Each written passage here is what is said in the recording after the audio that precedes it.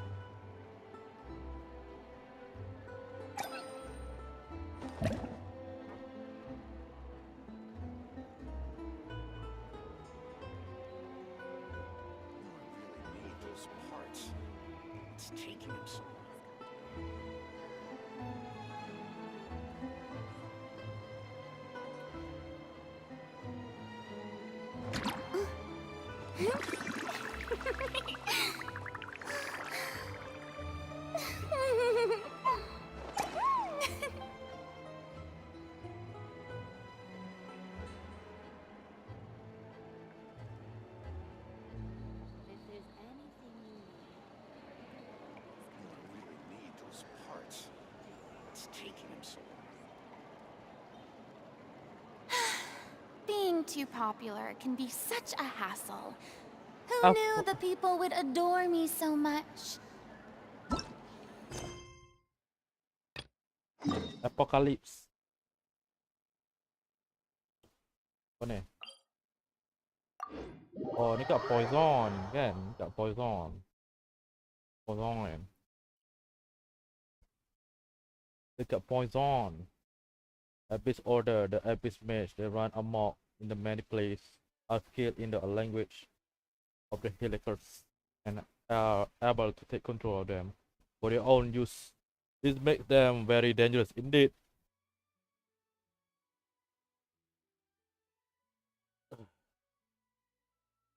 I don't think dangerous.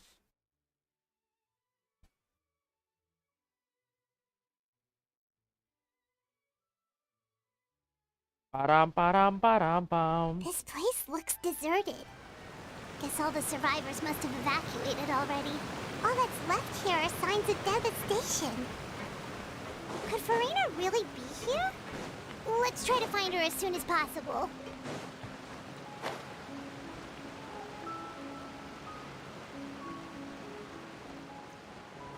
Hey.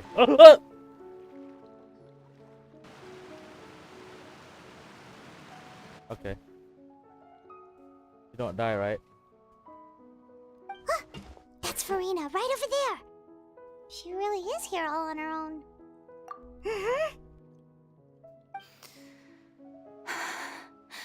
Should I just give up? This is all meaningless. What was meant to happen did happen after all. Everyone's dead. Oh no, don't cry. I'm sorry. I am so sorry. Give up, Furina. There's no point in holding out. I'm sorry. But what can I even do other than to repeat meaningless apologies over and over?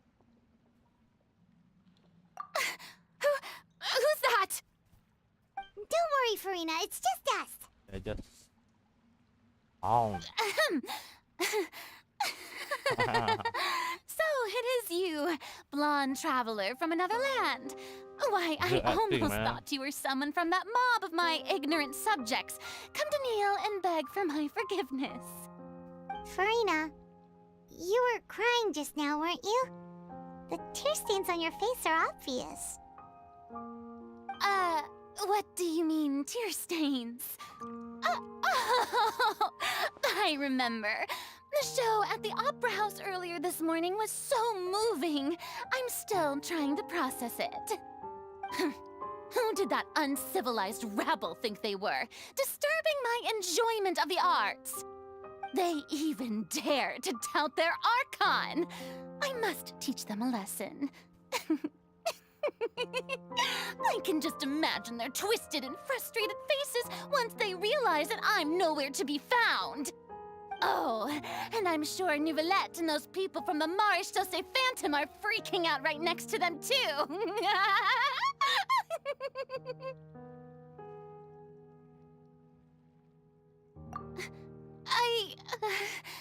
Of course not. Hey, there she is! The Hydro Archon's over there! Quick, after her!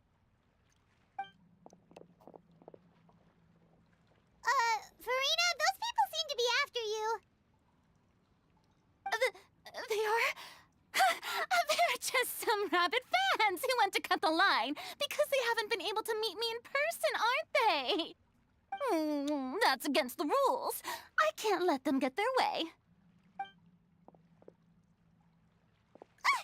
Furina just ran off. Quick, we have to catch up with her.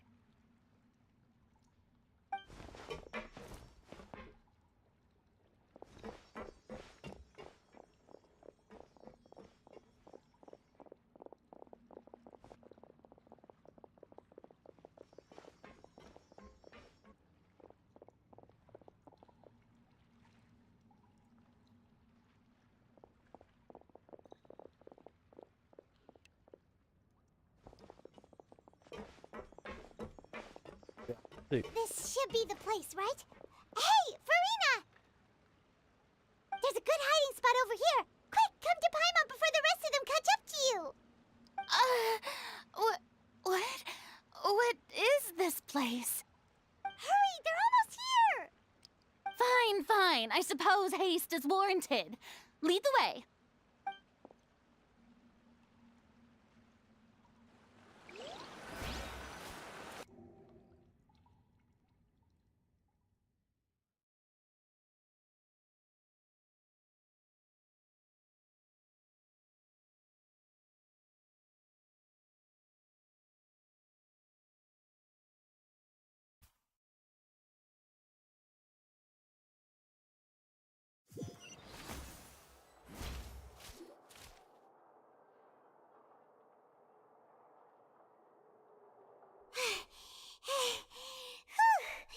Paimon's exhausted.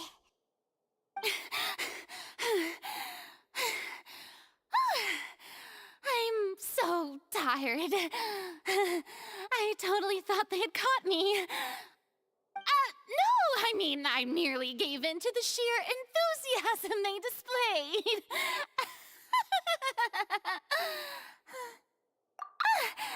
You're right. Yep, that's a good girl.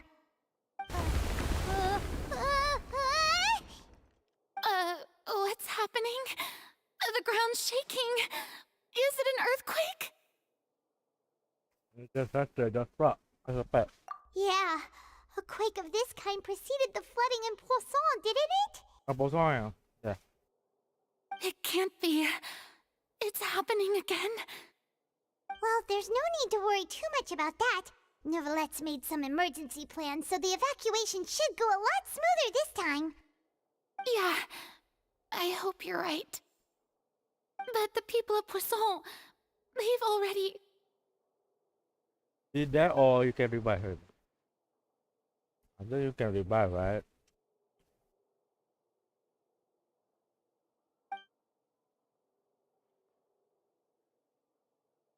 It's true. I've been investigating the prophecy for hundreds of years. I once had informants all over Teyvat, searching for clues By the and way, I don't feeding see the spoiler information yet. back to me.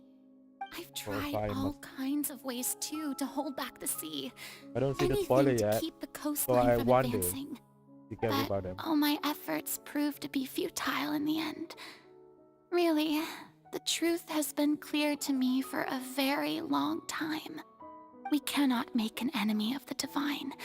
No matter what we do, the will of the heavenly principles will have its way, and the prophecy shall be fulfilled. See, so it's not your fault. Give up. I do love the sound of that phrase. It would mean finally coming to terms with fate, but also for me to finally be free. Indeed, I've thought about giving up so many times, especially after we almost lost Poisson. Fate is really unreasonable, isn't it? It has no heart and obeys no rules. The prophecy has only just started to come true, and so many people have already lost their lives. But just now, it all became clear to me. I still don't have the right to come to terms with fate on behalf of everyone else. As long as the final moment hasn't come, it's still not too late. Don't worry. I will keep hope alive for everyone until the very end. Well, that's enough for now. I got the impulse to play the stricken maiden, but honestly, considering my rank and station, that wasn't a good fit at all. Don't take any of what I just said seriously. How could I possibly let Fontaine fall to the whims of trivial prophecy? Come on! Paimon could have sworn you were actually being honest just now.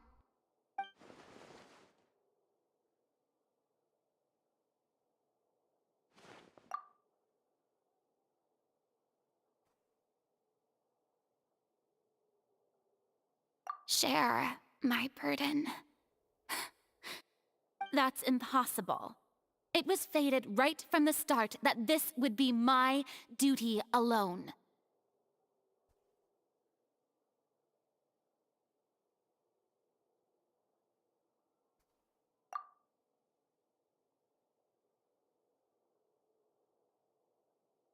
A witness.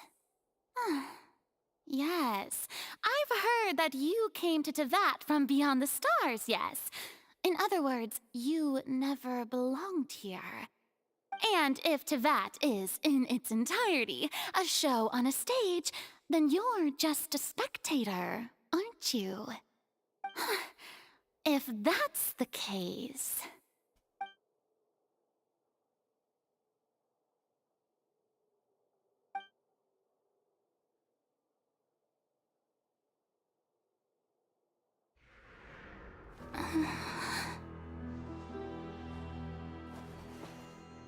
I...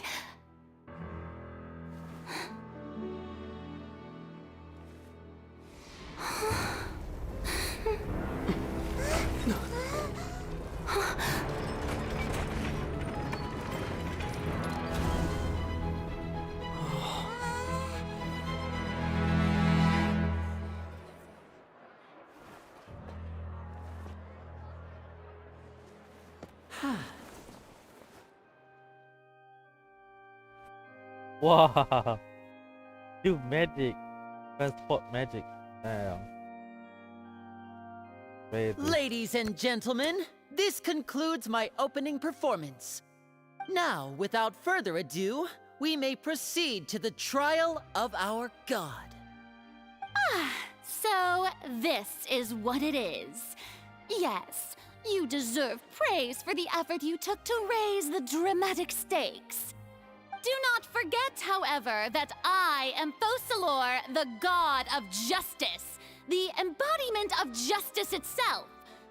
Does it not strike you as even the least bit absurd to bring the very concept of justice to trial? May I interpret these words as your refusal to stand trial? In that case, you will have the opportunity to defend your honor through a duel. You would draw your blade against a god?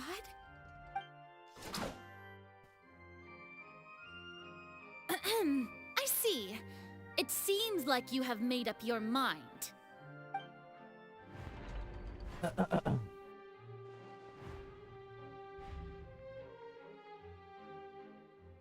Paimon can't believe it. She just surrendered. Yeah, she don't fight back, huh? What the heck is going on? Did I just see an Archon surrender to a human? Wow, how utterly humiliating. Lady Furina, what is the meaning of this? Shh! It would seem that there has been a misunderstanding. To be clear, the raising of both hands is not always an indication of surrender. Looking for excuses again, huh? I raised my hands just now to indicate my acceptance of the trial. No duel shall be necessary. I will admit that I've been running away for a long time. I'm sorry, everyone. I was unable to protect the people of Poisson. It is my duty to stand trial for my crimes. You are not the only ones to be disappointed in me. I, too, am exceedingly disappointed in myself. But now, it is time for the Hydro Archon to show you her courage and resolve. I, Furina, will use this trial to show the world the true meaning of justice! This time, I will protect you. Applaud and rejoice. One of the most outrageous and fantastical arcs known to the opera epiclese is now unfolding before your eyes. Mark my words, this shall be one of the most exhilarating and brilliant shows ever to grace the stage of Fontaine. The trial of the Hydro Archon, Focalor, will now begin! Woohoo! Wow! Now Wahoo! we're making history! Why does it feel like Furina just took over the whole thing? Like, come on! Didn't she just get forced to stand trial for her crimes? Also, even though she's still acting super dramatic, she is taking this seriously this time, right? All right, then. Who will be my opponent in this trial? The court asks the prosecutor to please take the stand. Huh? Thank you, Your Honor. I'm the lawyer. Is that so? Very well. Then please speak, witness of Tivat, my accuser and fated opponent.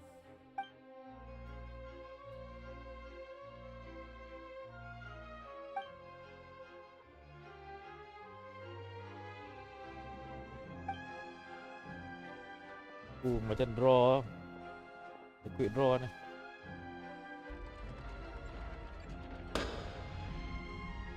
Also, please allow me to ask, as a final question before the trial begins. Just how much work did you do to force me onto this stage? Well, we did do a lot of prep after the meeting that day.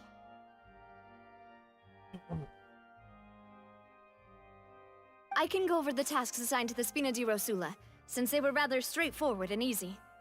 Navia, the president of the Spina di Rosula. Most of the people who participated in the disturbance this morning were my subordinates.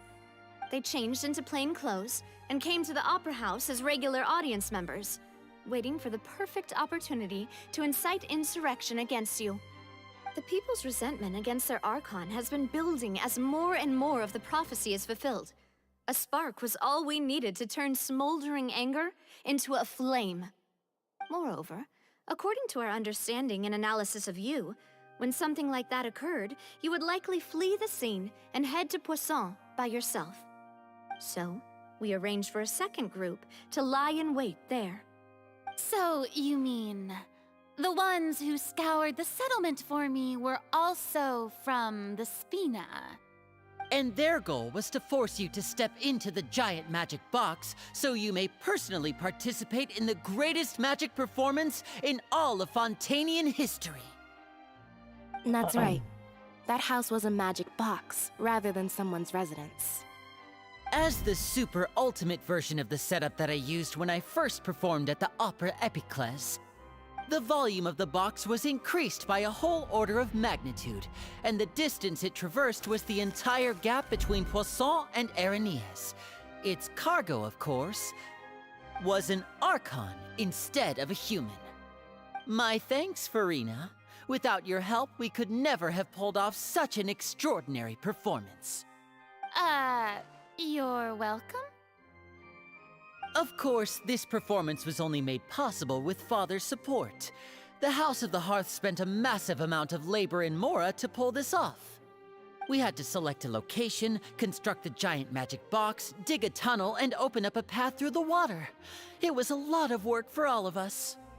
So, in other words, the earthquake that we felt within the giant magic box was just a normal tremor from the transportation of the whole house? That's right. It wasn't a sign of another disaster to come. Then, I can guess Nervilette and Cloran's parts. You gathered a crowd, prepared a stage, and made sure that the champion duelist would be immediately ready for a fight. Then you pray. Also that as soon as I appeared on the stage, the trial may commence without a hitch. Am I right? Yes, that is The reason correct. is the reason. Well, why Clorand, you- I don't know. must commend you for your courage. Only Was the she most afraid of? outstanding champion duelist in all of Fontaine would accept a duel with an Archon without flinching. Thank you. As for you, traveler, I suppose your role was to keep me distracted with conversation once you found me in Poisson. You'd make sure that I didn't notice anything amiss before revealing yourself as my prosecutor once we'd arrived onto the stage. No, Oh? mission. Give you one last time. Yeah. Hope you share your secret. Is that so? Then I suppose I must have missed my final chance. It's fine. It matters not. What's done is done. The stage is already set, so there's no reason to disappoint the audience. Let's see this trial through to the very end.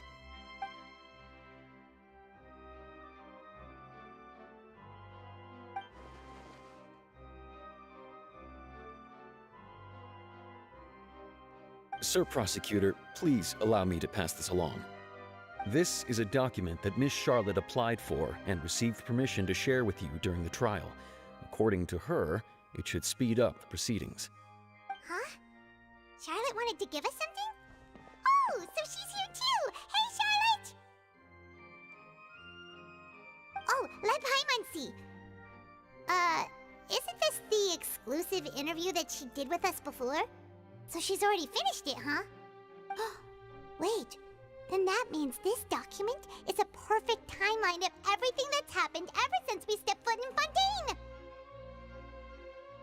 So in other words, we can refer to this anthology of evidence every time we want to use something from our journey as evidence for an argument!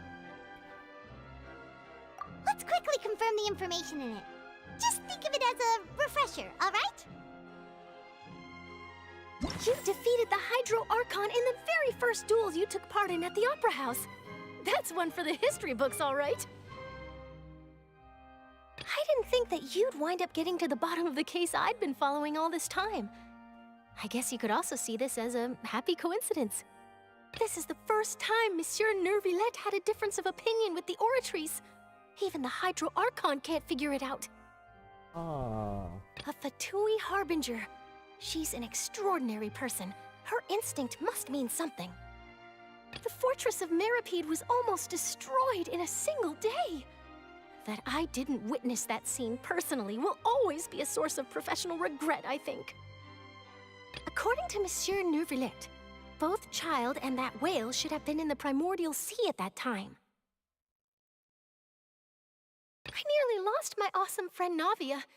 To be honest, that still gives me shivers. The words of someone as extraordinary as a witch can probably only be truly understood when something surreal happens to you. It is. Wait. You defeat... So The prosecution and the defense are both in position. The Right, trial right. shall No, now no, begin. Oh, come on, Nervilette. There's no need to repeat all the unimportant legalese.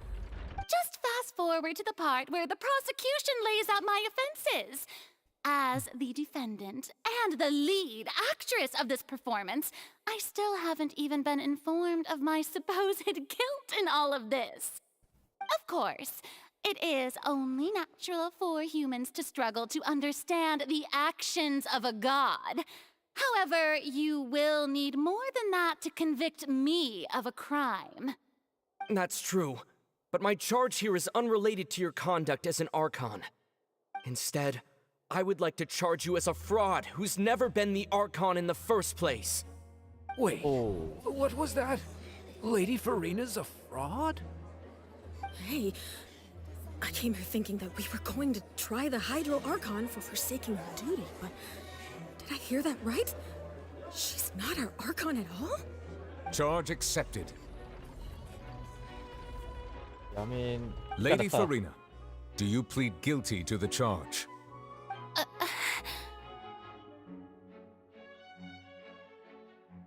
Lady Furina. I plead not guilty. How can I be guilty? There is no way that I, Focalor, otherwise known as Furina de Fontaine, a member of the Seven and the Regina of all waters, kindreds, peoples, and laws of Fontaine, could be anything other than your true Archon. Yeah, even though Lady Furina can be rather eccentric, isn't it going too far to doubt her very identity? Yeah, I've never questioned her identity either. Sure, Lady Furina can be super irresponsible, but what grounds does that prosecutor have to make such a huge claim? I have cause to believe that common sense will prevail. It's the Hydro in this Archon, right? Many of the members of the audience have known me as the Hydro Archon ever since they were born. There would be no fooling their memory. Now that's... See? Even the Oratrice has decided to show me its favor. Are you sure you want to commit to a charge that will never be upheld? If you wish to drop the case, I can promise you as the God of Justice that you will not have to face trial for making a false accusation. We will treat everything that's happened as a dramatic spectacle and move on with our lives. What do you say to that? Huh. An argument with near impossible odds, huh?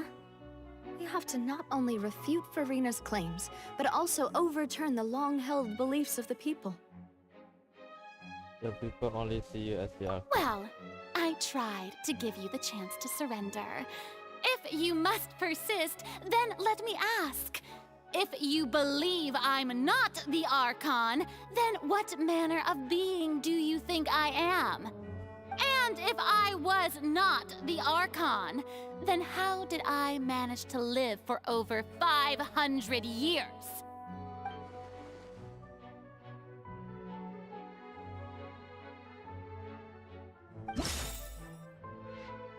Okay.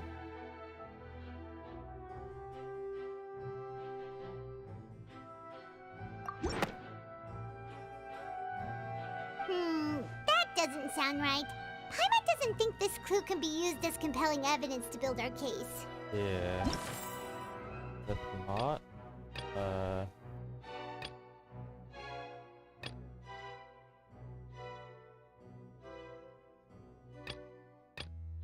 Traveler, nah. This one. Why is she afraid though? She Archon, right? First of all, you may be a member of another long-lived race, which would allow you to naturally possess an extended lifespan. And second of all, even if that wasn't the case, there could be other ways to extend your life. Yeah, just as a curse. Who gave you that idea? Was it the knave? You'd sink so low as to use a harbinger's words against me. A curse? I once thought it possible that the aura of an Archon might naturally resemble a type of curse. But in light of this claim, perhaps what I sensed was not your divinity, but a curse after all. You sensed it too, huh, Nervalet?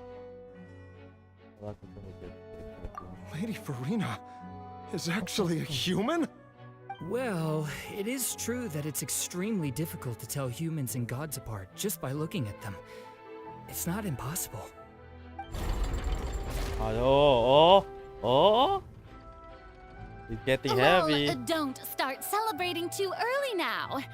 Even if I have been carrying a curse like you said, how does that prove that I am merely a human being? Besides, everyone knows that the main difference between a human and a god is the possession of authority. Gods can do what humans cannot. That's why they're worshipped as gods. For centuries, manifestations of my authority have served the nation of Fontaine. One need only to turn their eyes towards the Oratrice Mécanique d'Analyse Cardinal in this very opera house, or consider the endemnitium that is used in every aspect of life.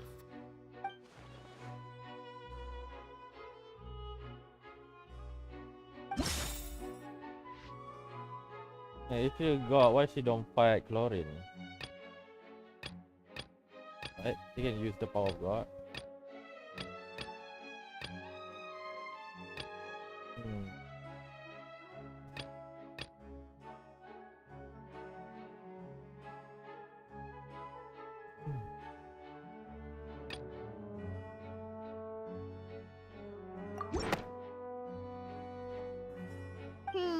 That doesn't sound right. Paimon doesn't think... Okay. This one? You tried to reference the Oratrice.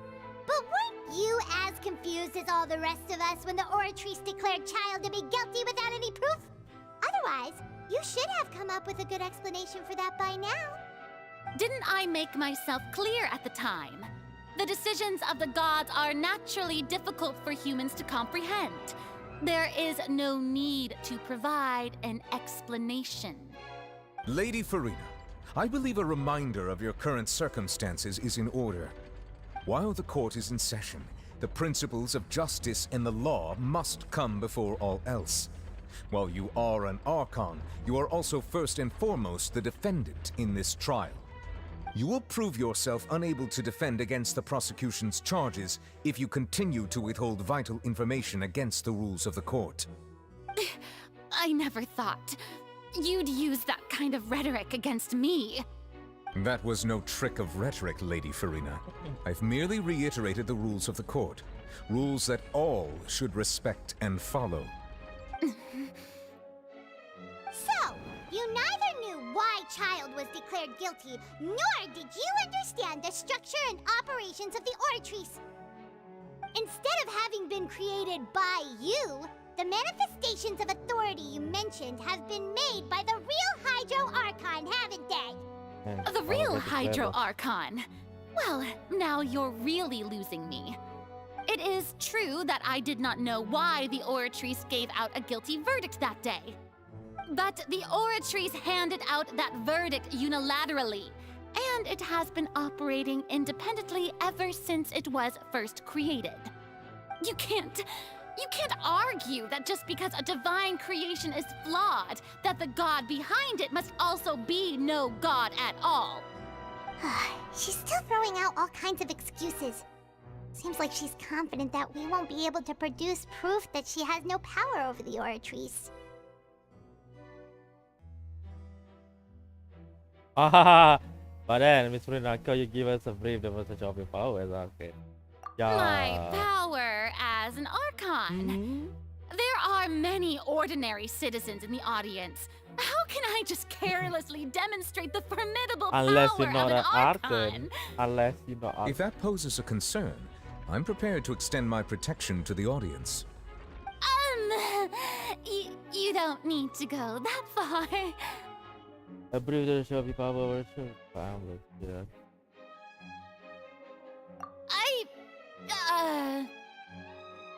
Aren't you the Hydro Archon? Or is it that you can't even wield the power of Hydro, much less the authority of a god? Indemnitium! Yes! It's all because of Indemnitium! All Archons derive their power from the faith of the people, and I've converted the people's faith in justice into Indemnitium! Thus did I give up all of my divine power to provide everyone with energy for their daily lives.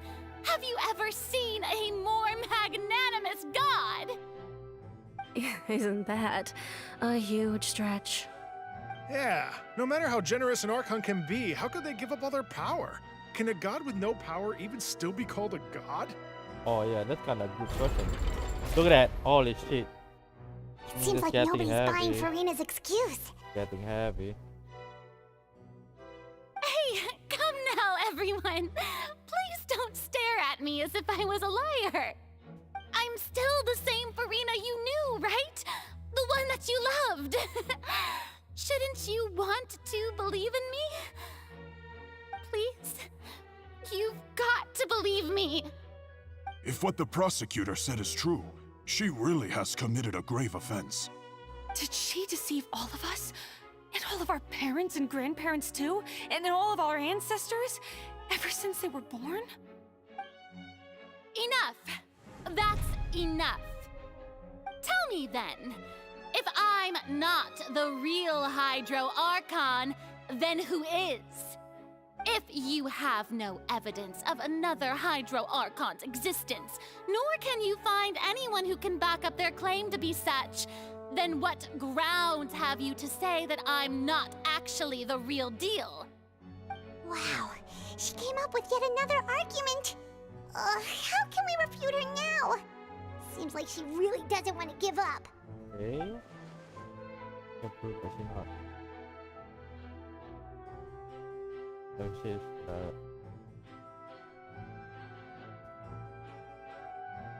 Oh no, don't say you're gonna alright.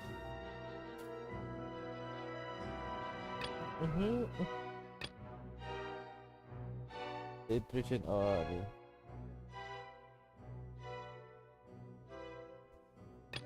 Oh no. Is it? Okay. That doesn't sound right. Paimon doesn't think this clue can be used. I thought it would be cruel that way. Yeah. Wait.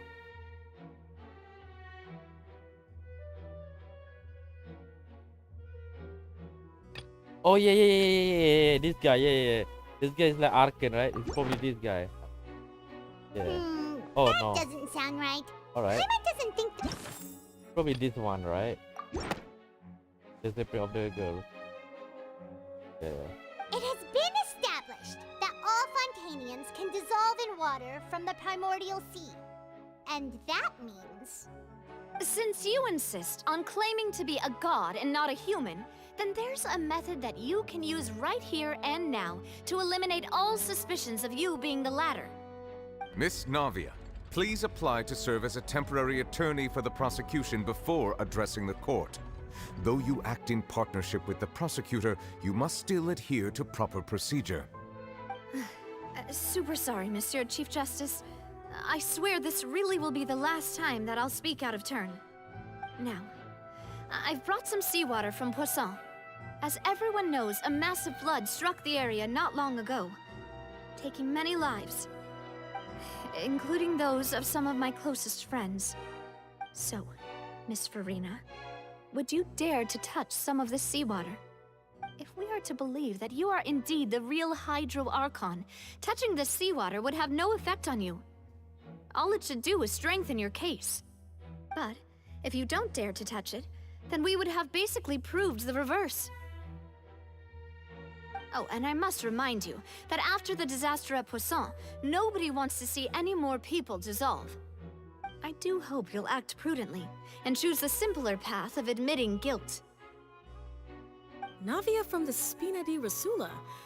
The Spina has governed Poisson for many years. I guess her suggestion is valid.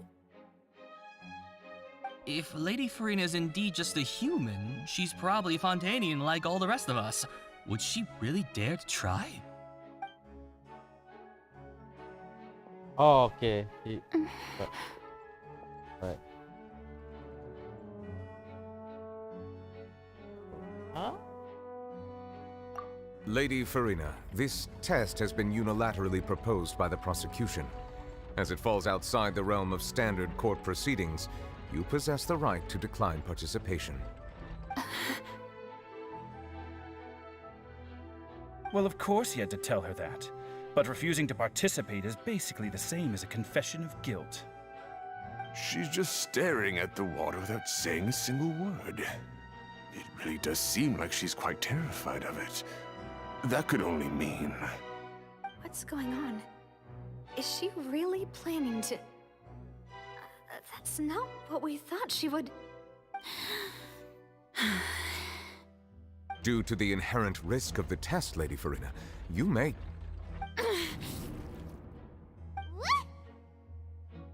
Hey! Actually touch the water. Let's see what happened.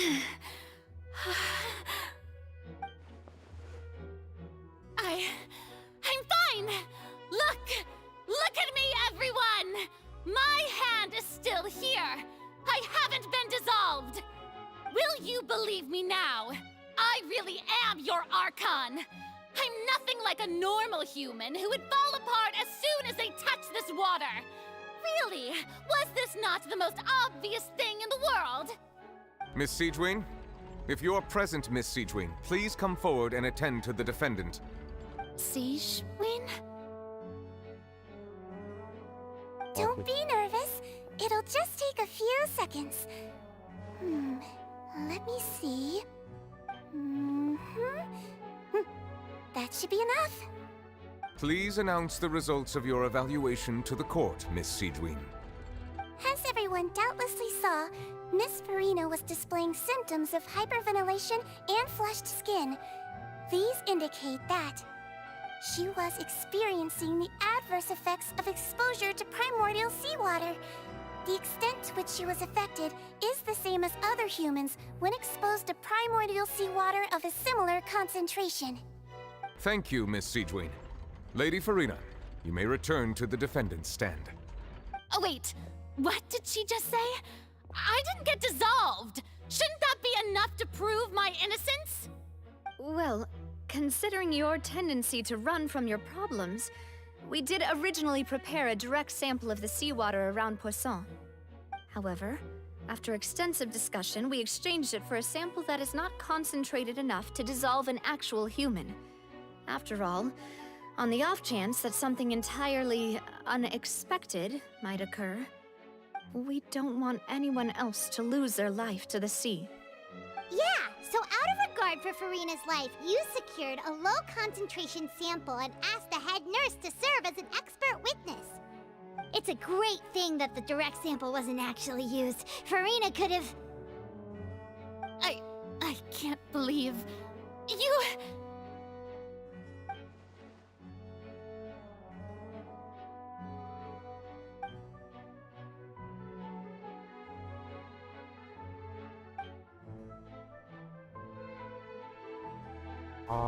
Listen to me, everyone!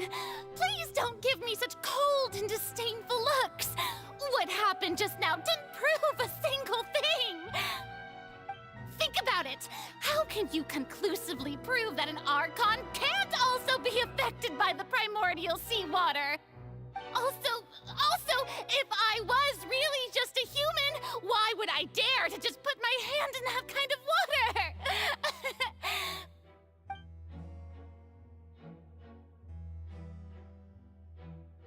Please, everyone, anyone, just listen to me! I swear, I really am your Archon!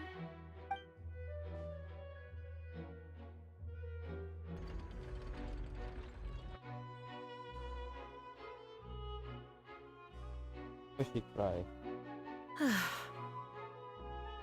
I don't think anything she says at this point will sway anyone. The odds are just too stacked against her now.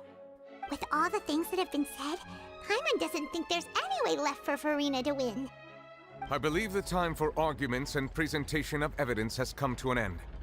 If there are no objections, we will move on to the final judgment.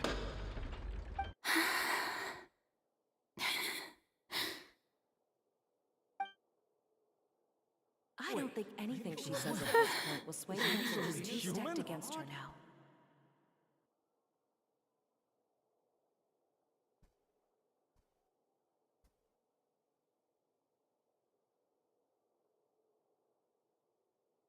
In my capacity as Chief Justice, I shall now render judgment on Furina's misrepresentation of herself as the Archon of Fontaine.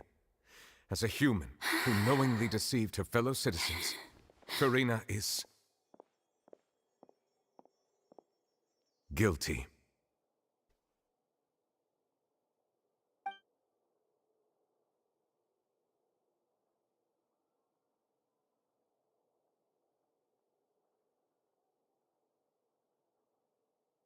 We shall now turn to the Oratrice Mécanique d'Analyse Cardinale to render the final verdict on the charges.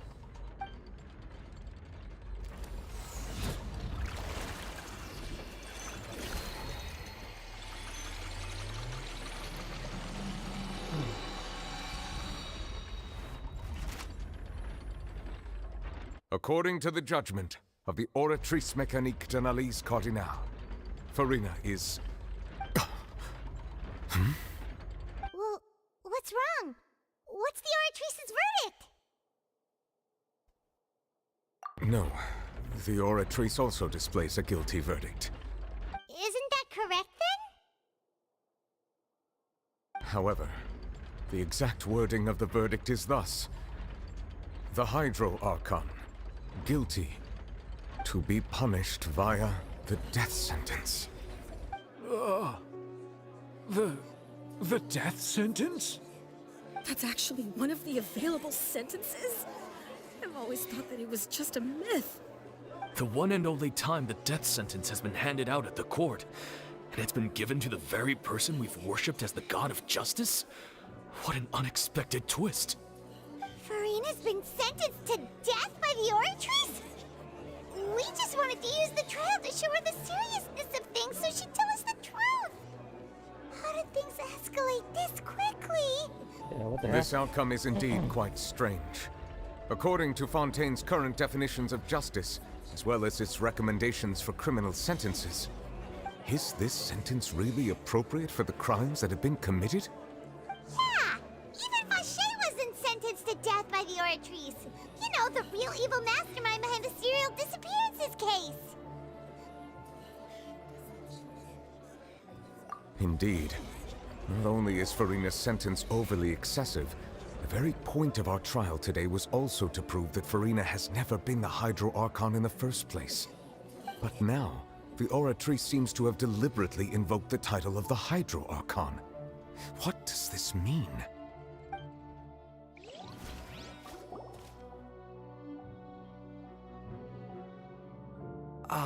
Excuse me, if I may interrupt.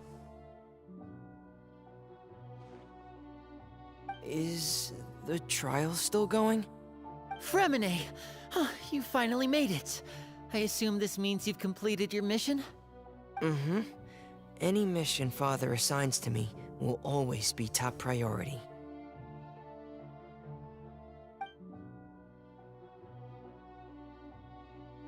Is that the first prophecy slate? Huh.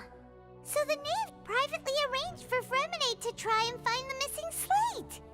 I looked everywhere and finally found it at the bottom of the sea. It took me a long time to get around some dangerous stretches of water.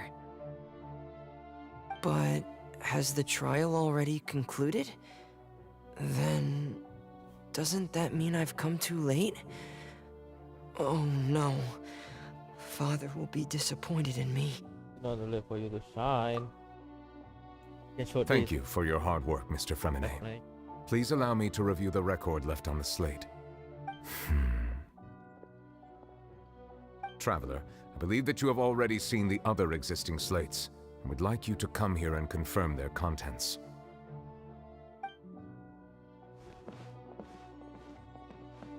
Huh? So what do you see? What is it? This look like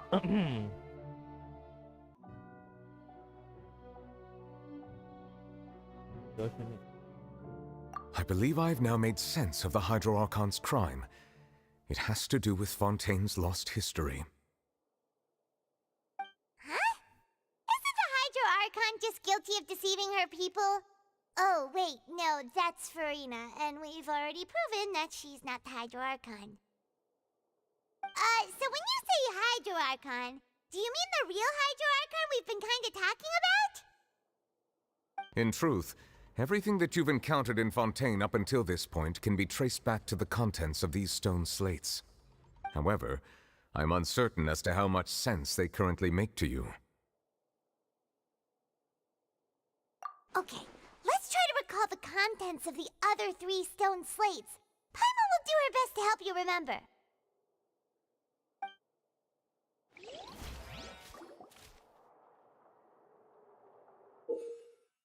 Select to the chat berikut. Lepas tu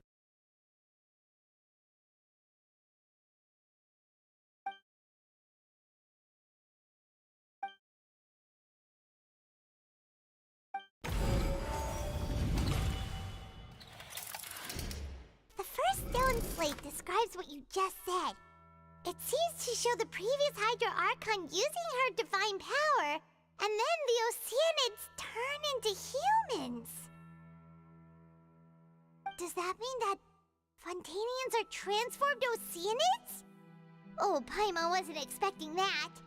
But if Oceanids can turn into humans, then perhaps this process can be reversed as well. yeah, it's because it's Fontaine only, right? The second stone slate shows Celestia floating in the sky, and the Hydro Archon and her people worshipping it together. But the heavens still brought judgment down upon them. This must be the point when the Hydro Archon and the Fontainians were branded with their original sin. Does this mean that the original sin and the Hydro Archon sin are the same thing? The third slate shows the Hydro Archon sinking into the sea surrounded by many people.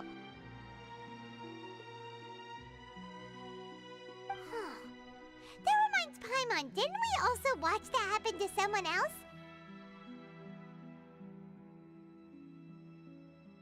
Well, the fourth slate is the prophecy the Fontainians have been talking about. People dissolving into the sea, the Hydro Archon crying on her throne, and so on. We didn't believe that such a crazy disaster could happen at first, did we?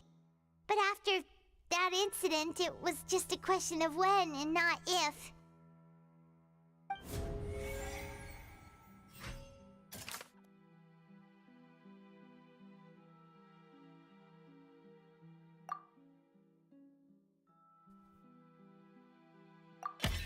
We know from the case of the serial disappearances of young women that Fontainians can be dissolved in primordial seawater. And the first stone slate tells us that long ago, the Hydro Archon used her power to turn Oceanids into humans. This might be the reason that Fontainians can dissolve.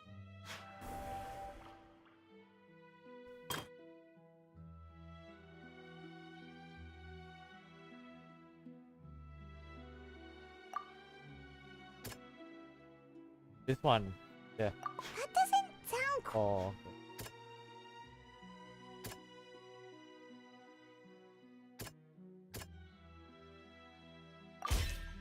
Perhaps what is about to take place has all happened before. The true sin of the Hydro Archon that Nervalet mentioned, and the original sin cast down on the people of Fontaine by Celestia, as recorded on the stone slates.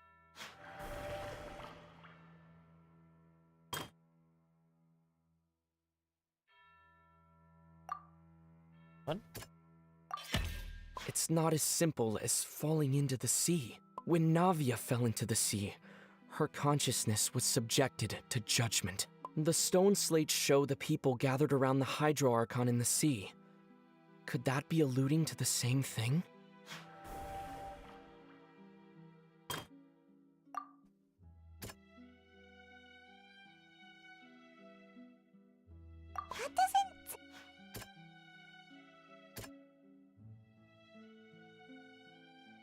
That doesn't...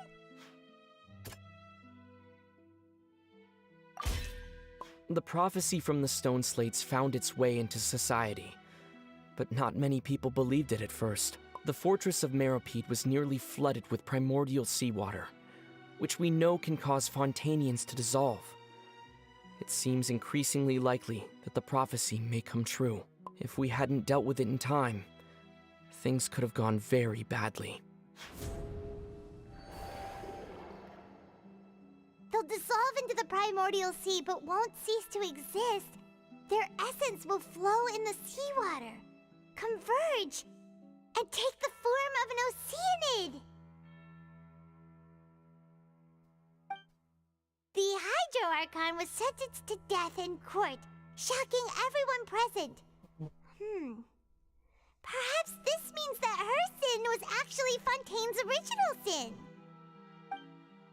Navia fell into the water inside those ruins, and she nearly dissolved.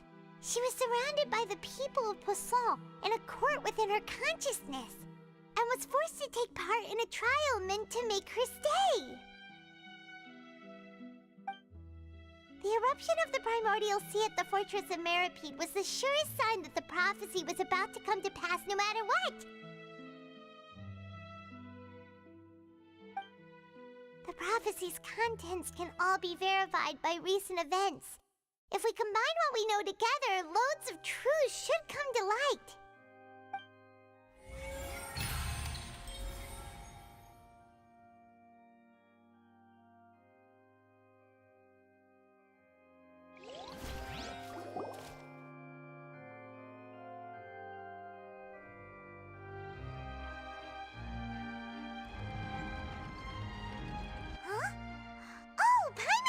Now, so that's how you can make sense of it. But then it feels like we're going to have to share some truly shocking revelations. Let's hear them. Incredible. Linny, did you hear that? We're not real humans. All Fontainians were originally created by the late previous Hydro Archon, with oceanids as their basis. The evidence for that can be found in how only Fontainians could dissolve in primordial seawater, and how all the girls Vacher dissolved were also turned into oceanids. Oh, and according to Navia, when she was about to get dissolved, she also saw everyone gathered around for a trial, all of them in the shape of oceanids. Indeed. Yeah, and it follows from the content of the first slate that she probably angered Celestia by creating humans without prior permission. That could also explain why the Oratrice judged the Hydro Archon to be guilty. It's to account for that ancient sin. The Hydro Archon's true sin was creating us? And yet, after many hundreds of years, the Hydro Archon's creations have turned around to try to judge the Archon within the Opera Epiclese. The twists of history are often the most unexpected of all. Yeah, isn't the image here just like when Navia fell into the sea? So wouldn't it be trying to show the image of the Hydro Archon also falling into the sea once the prophecy has been fulfilled in the fourth slate? In the end, the people will all be dissolved into the waters, and only the Hydro Archon will remain weeping on her throne. Only then will the sins of the people of Fontaine be washed away. Did Paimon get all that right? You've made some keen deductions. I must say, given how much you still don't know, it is impressive that you've already managed to connect so many pieces of the truth. However, While you were able to decode all the information on the slates, they've also been etched with an additional layer of hidden information using a different power source. When we were at the ruins, I tried to decipher the hidden information recorded in the slates. But since we only had 3 slates at the time, I was unable to come to a full conclusion. Now that the slate collection is complete, I shall make another attempt to decipher the narrative recorded within. If everything goes well, we should finally be informed of the unadulterated truth.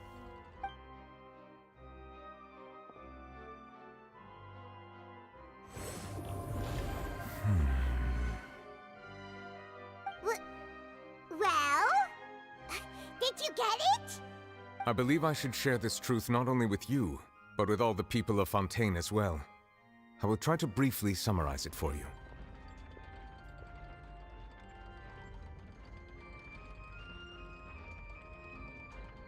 Your hypotheses regarding the origin of Fontainians and the sin of the Hydro Archon were both correct. In the Fontaine of old, the previous Hydro Archon sensed the yearning of her Oceanid familiars for life on land.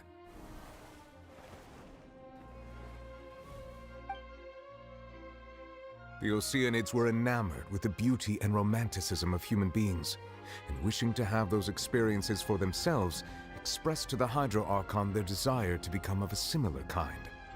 However, even though water as an element is intricately linked with the power of life, the Hydro Archon, as one of the 7, did not possess the authority to create a new form of human life. Not one to give in, she eventually found a way to create permanent humanoid bodies for her familiars by appropriating the power of this planet's primordial sea. She poured primordial seawater into the Oceanids' blood vessels, creating humanoid mimics in the process.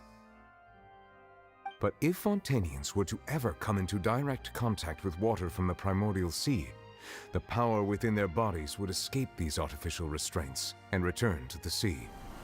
As a result, their forms would collapse, and they would be reverted to their original forms as Oceanids.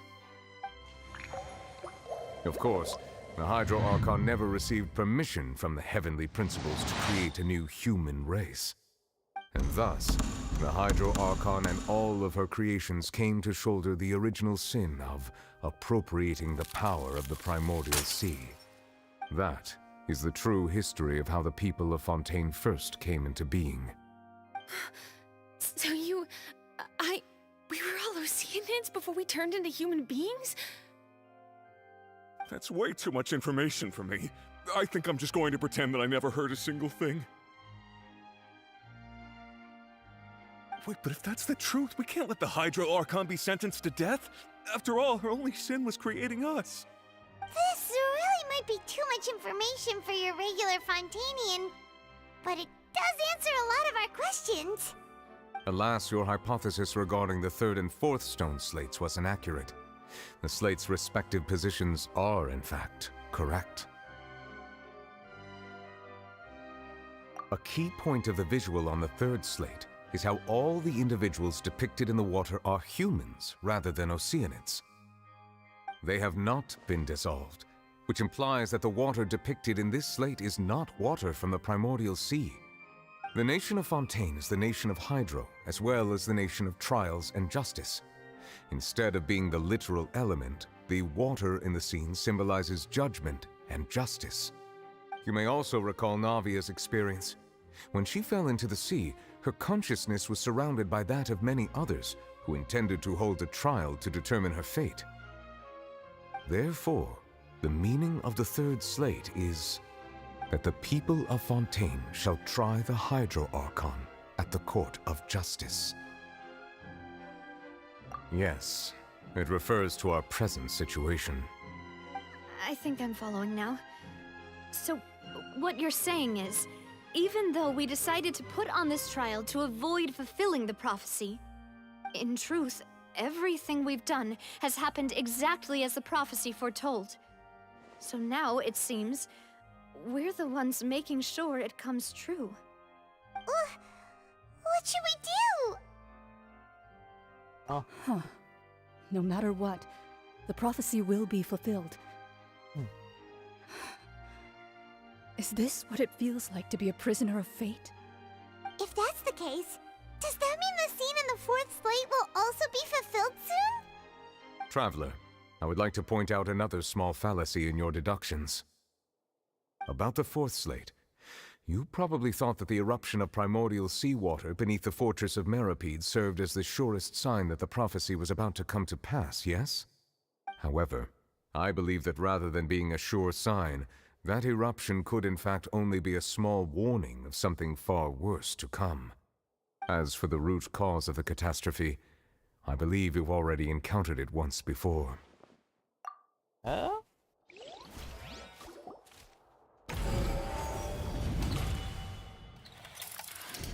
This eruption was just a small warning of the things to come. We must find the root cause of the disaster.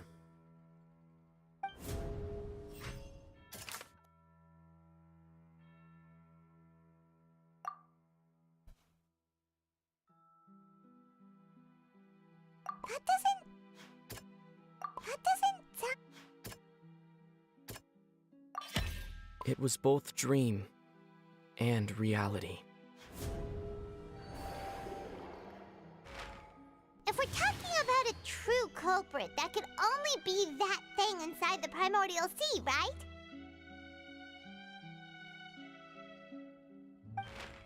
The truth, the original sin, the trial, and the root cause of the disaster.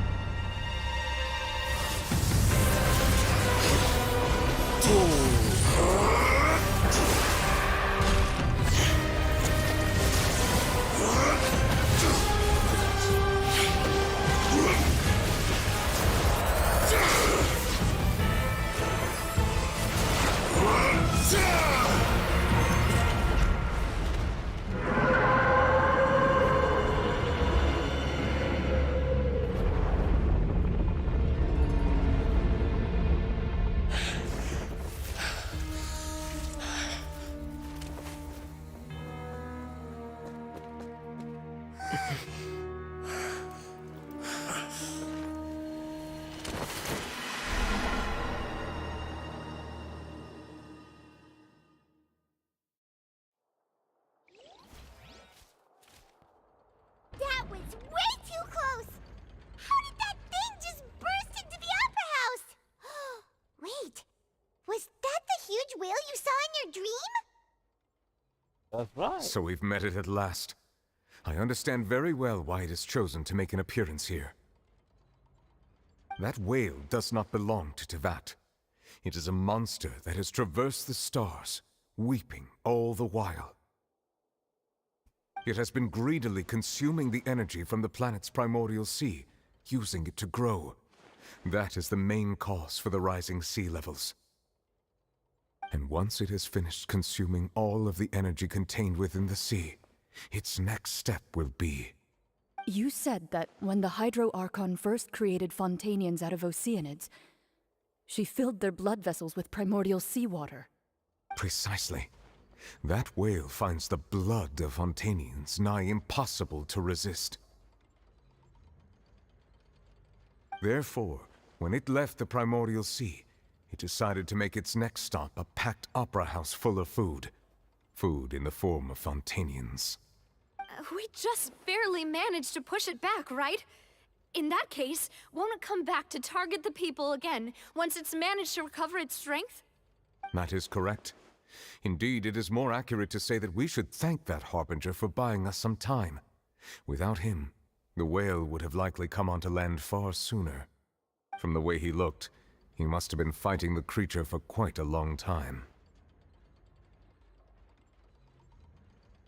That battle maniac. We've always known that he had a special connection with that whale, but we definitely didn't expect it to help us out like this. Anyway, now that we know that this whale is the actual cause of the disaster recorded in the prophecy, all we need to do to stop the prophecy would be to find a way to beat it up, right? It is too late. Hey. It had already absorbed too much of the primordial sea's energy before we could notice it. At this point, it has become practically integrated with the sea itself. Even if the entirety of Tevat were to be destroyed, it could still survive and swim off towards some other world.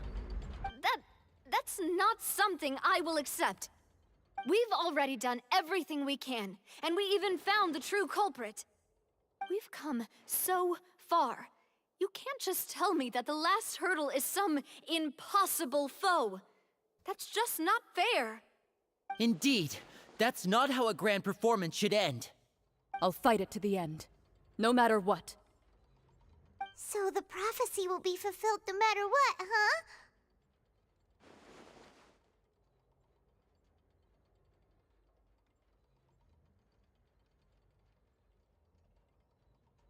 The prophecy. Yes, what has been prophesied will be fulfilled. You may view such things as the history of the future.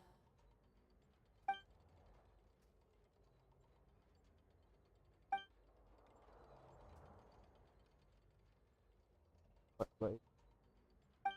Just as prophecies are usually only the future as seen from the perspectives of the gods, could things be happening in hidden corners where the gods' gaze does not fall? Ultimately, fate shall serve as your only guide, no matter what will happen in Tevat's future. All you need to do is to play your part.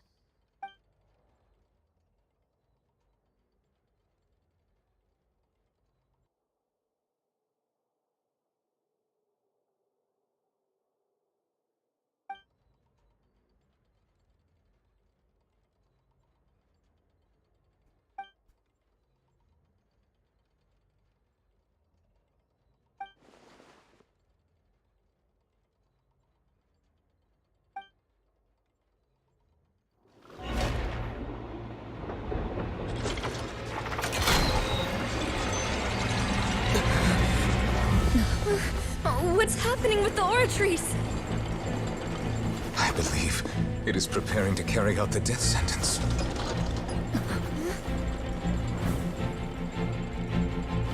Furina!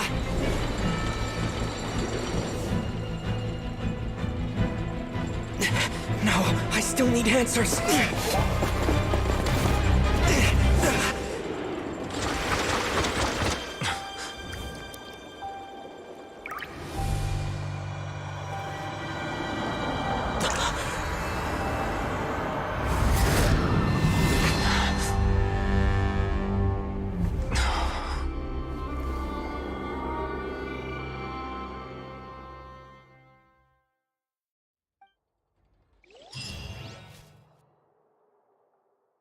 The hell's that?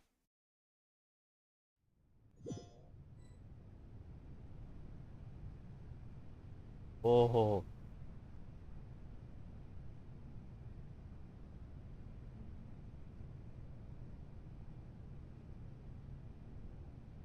You.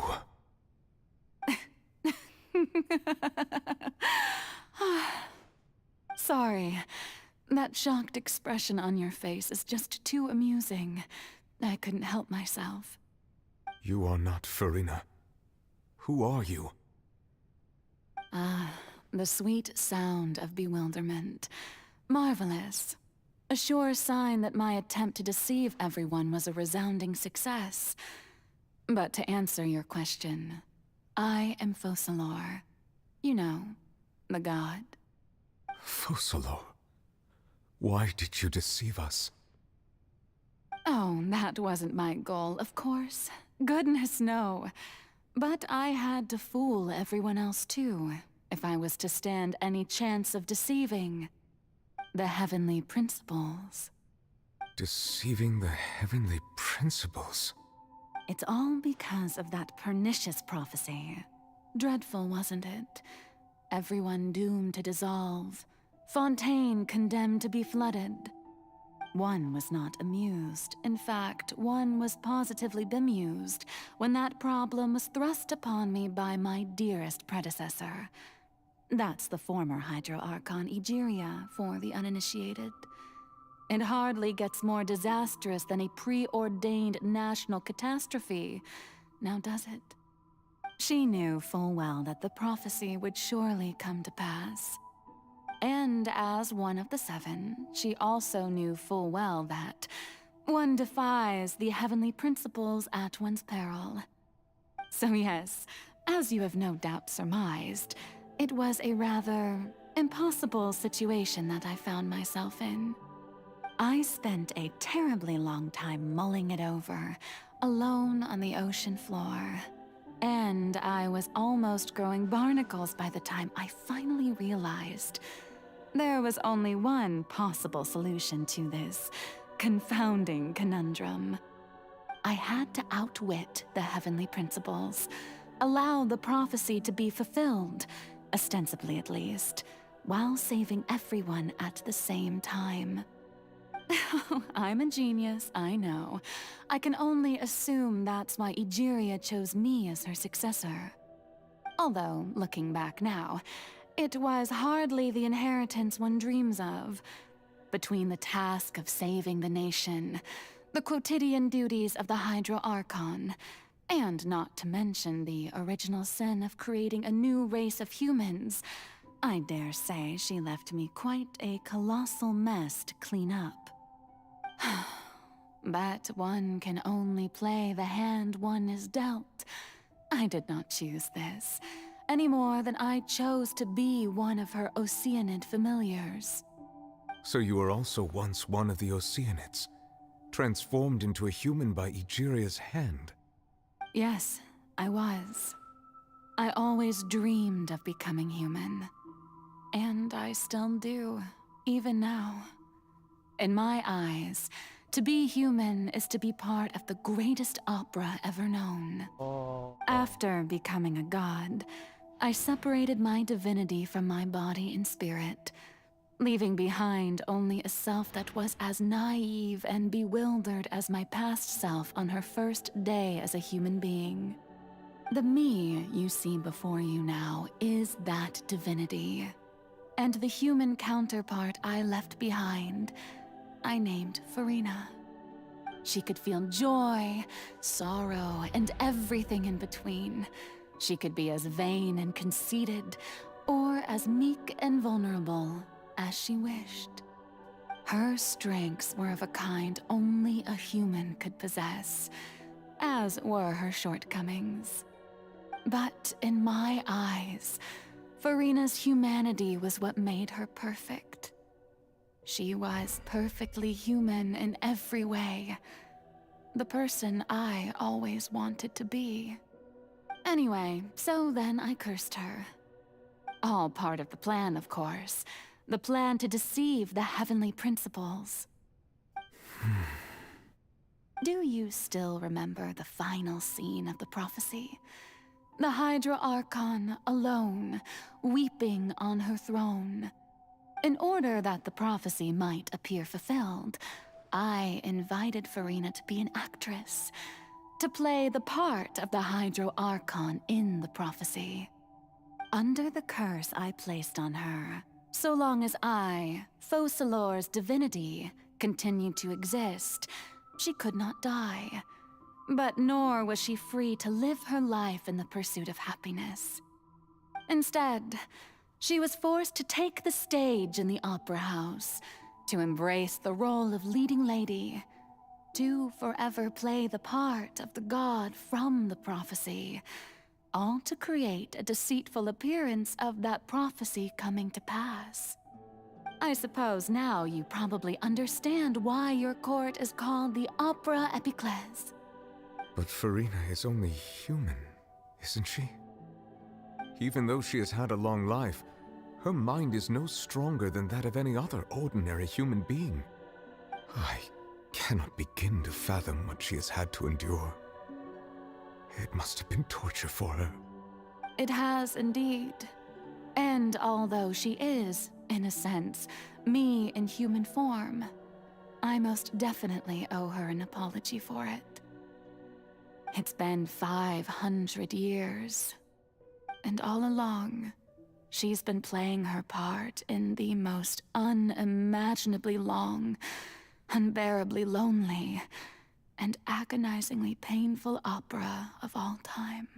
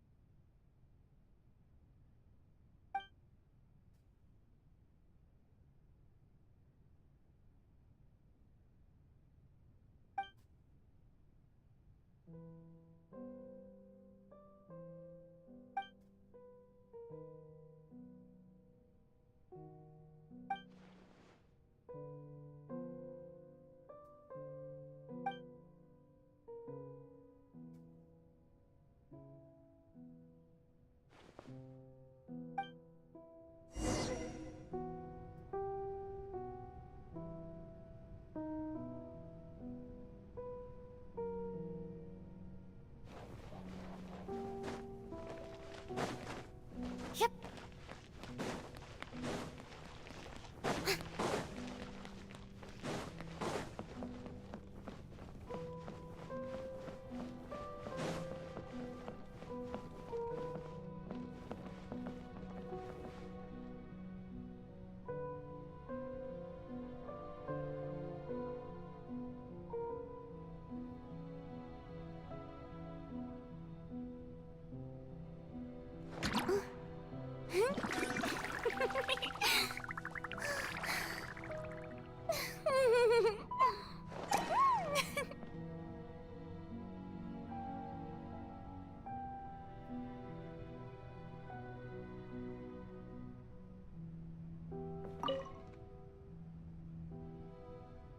Oh, who permitted you to come onto the stage?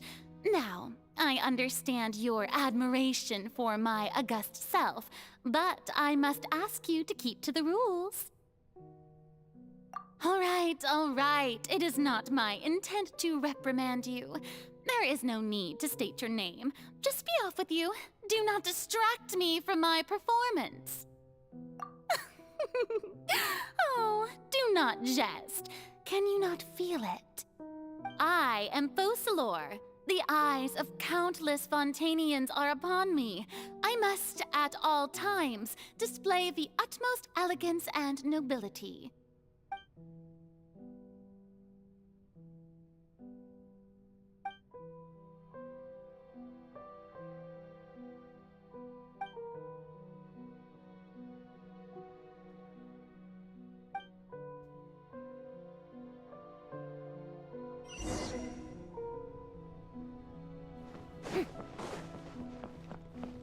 Dear audience, the performance is experiencing a technical difficulty, but worry not. The guards shall resolve it soon enough. Face your guilt!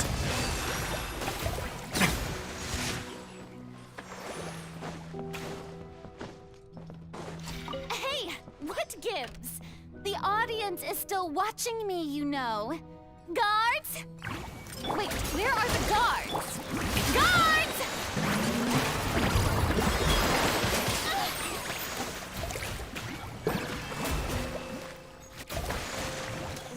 Ugh! Alright, bring refuge!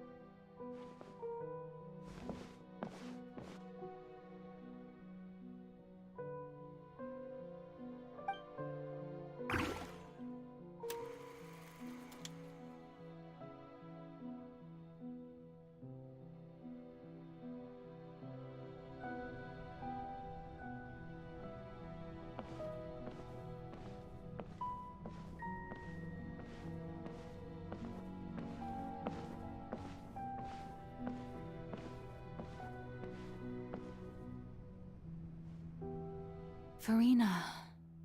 Furina. Huh? Who's that? Who's calling me? Where are you? Be not nervous. Be not afraid. I am before you. Wait a moment. You're mirror me? How can this be?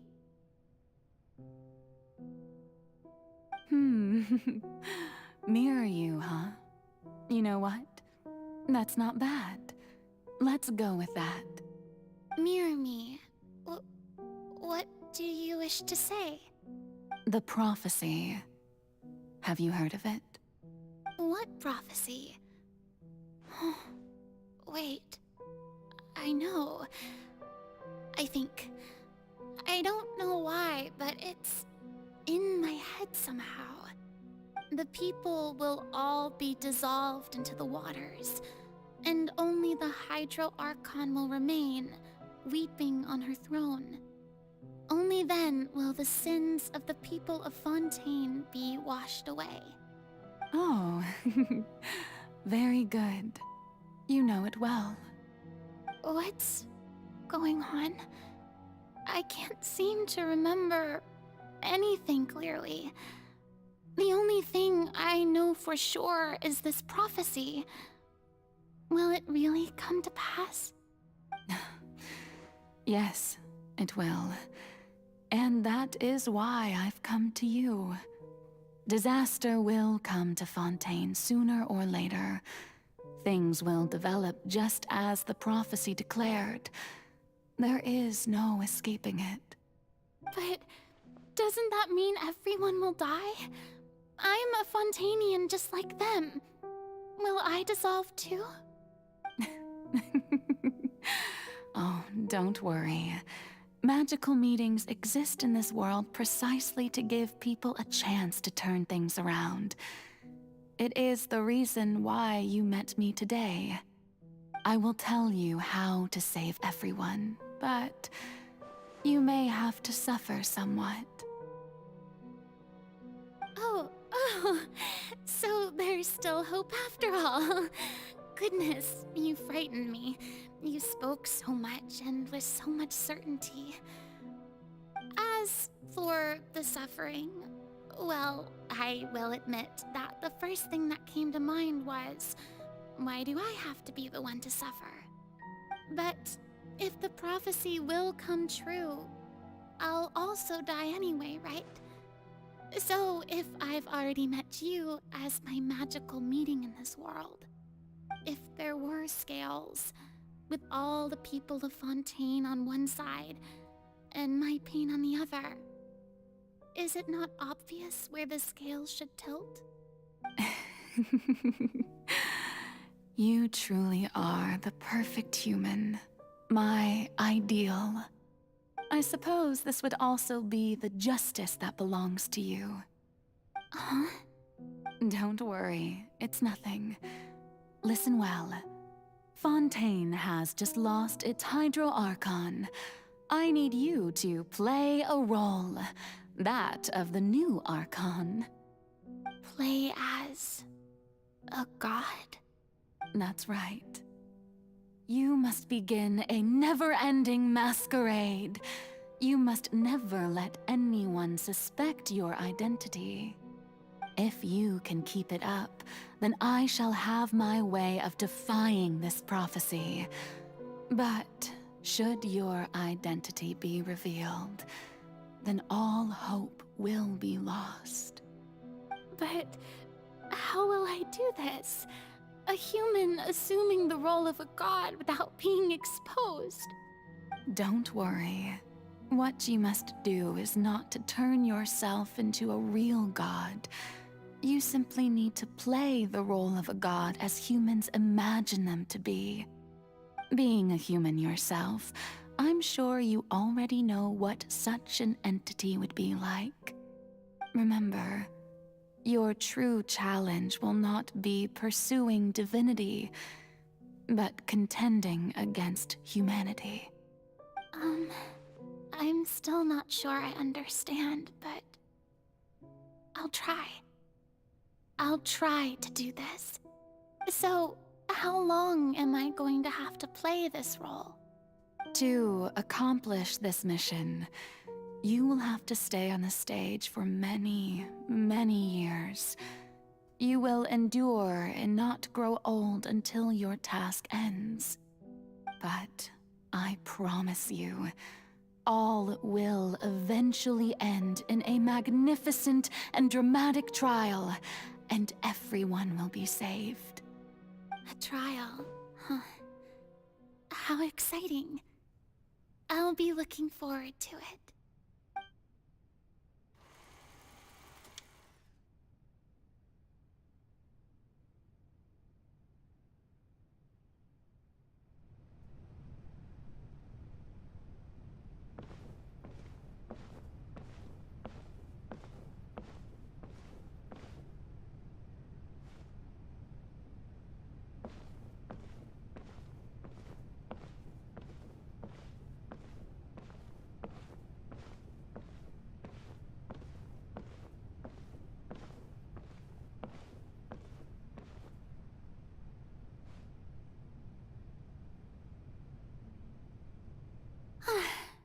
The Maison Cardinalise has announced my accession, but this is my first time facing the people.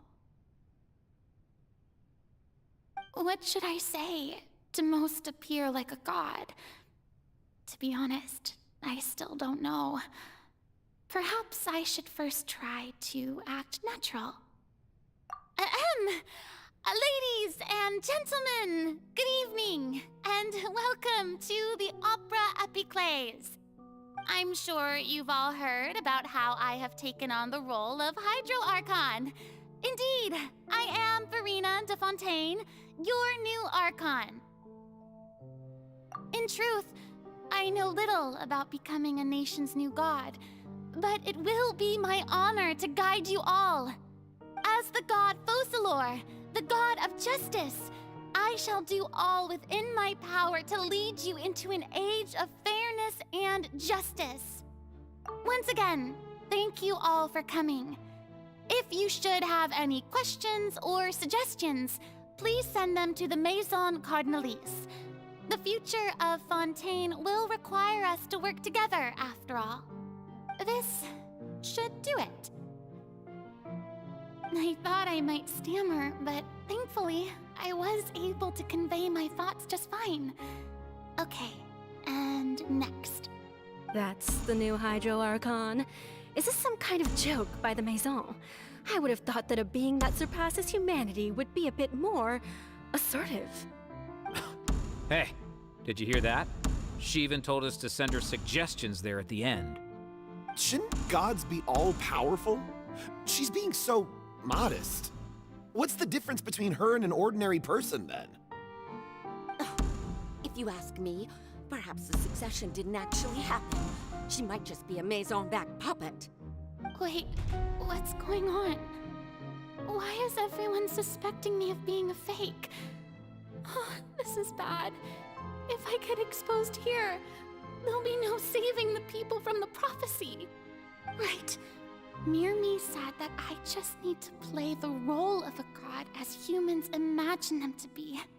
Calm down, Furina. Think. What do the people want? How would they imagine a god to speak and act? Assertive, with a strong sense of presence. One who can dispel all doubt. That is the character I'm fated to play. Pilot. Oh, very good, my people. Only ones such as you are deserving of my rule. Now, I was wondering if some weak puppet were to one day come onto the stage and claim ownership of this opera house, would the children of Fontaine follow them? Well, it seems that you would all see right through them. Having passed my test, you are qualified to witness wondrous trials alongside my august self, here in this opera house. You may consider my previous act a door gift of sorts. I thought it was a debut that suited the atmosphere. Now then, let us be reintroduced. Ah, so that was just a performance. How could I have forgotten that we were inside an opera house? Her personality. It's quite shocking, to be honest, but I suppose it's a better look than before. Such a fascinating and bold deity. How wonderful! Her future may yet be bright after all. It seems I've turned them around.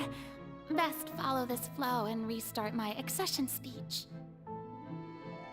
My dear people, whether you acknowledge me or not, whether you trust me or nay, I say to you, keep faith in your ardor for justice. We have heard it said that this nation's sins can no longer be washed away. Well, I say that justice is most fragrant when it blooms amid sin. The scales of justice should not weigh heavy in the hands of its God. On one side, it must carry fairness and justice. And on the other, praise and applause. May law be the prayer on our lips. May judgment be our worship. Let us light the fires and drink to the future of Fontaine. Means still Archon, right? Just save people. There is no trouble in this world that justice cannot solve. All that is needed is for you, my people, to believe in it, heart and soul. So long as I, the Archon Focalor, stand within the Opera Epiclese, so long as I stand before the Oratrice, I shall even judge the gods of this world!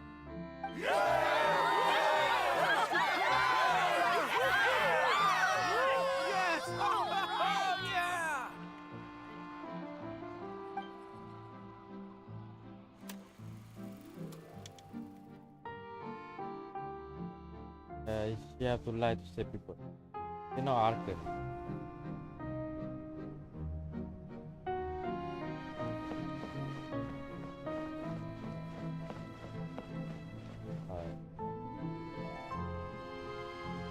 Lady Furina, here are today's case reports, as well as a summary of the follow-up for your perusal. Come now, was I not just at the Opera House in person? Leave these kinds of things to Neuvillette. Besides, none of these trials were the one that I'm looking forward to the most. If I may be so impertinent, what kind of trial are you truly looking forward to? A magnificent, dramatic, and wondrous trial. A trial to end all things. How could you hope to understand? That's true. I fear I lack the ability to grasp your divine thought, Lady Archon. No need for fright, and do not take what I said before too seriously. Go now, do your duties. The trial I await. It will come one day.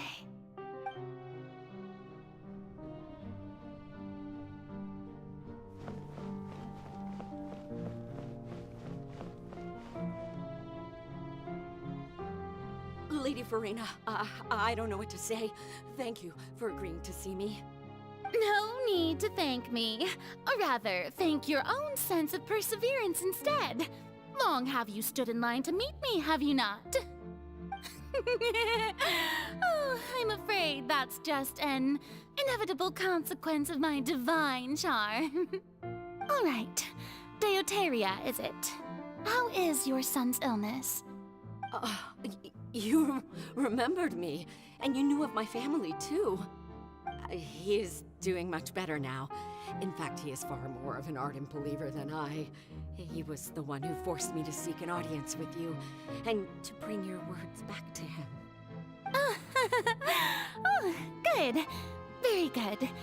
If this should happen again in the future, please do not hesitate to come and tell me. Going down to citizens' homes every so often, while not usual practice, should serve as a fine change of pace. You're such a gentle and wise god. Thank you once again, on behalf of my son.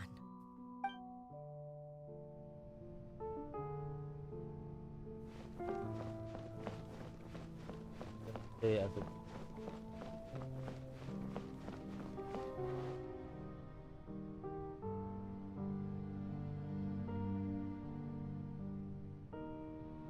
Lady Furina, here are the latest hydrological reports. As for the specific parameters you asked to take note of, I'm afraid things still don't look good. I see. It's as I thought then. As your god, I did already expect this, but I wanted to see how far your human wisdom would allow you to analyze it. That's why All manner of signs indicate that the prophecy will still come to pass. Forget it. That's not something you need to worry about right now. Well, as I understand it, the Fontaine Research Institute is also trying to find a way to counter the rising water levels. Really? Have they found anything? I'm afraid that they have a solution thus far. Oh, is that so? Well, no wonder. This issue has reached the realm of the gods after all. Still, their spirit is praiseworthy.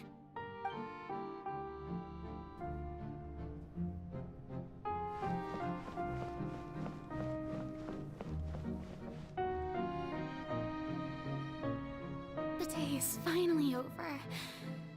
I haven't had a moment to breathe this whole time.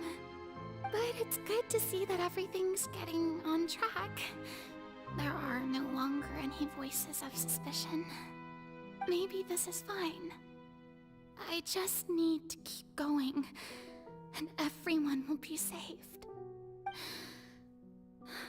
All right, Furina, don't think too hard about this. You need rest. Tomorrow's a new day.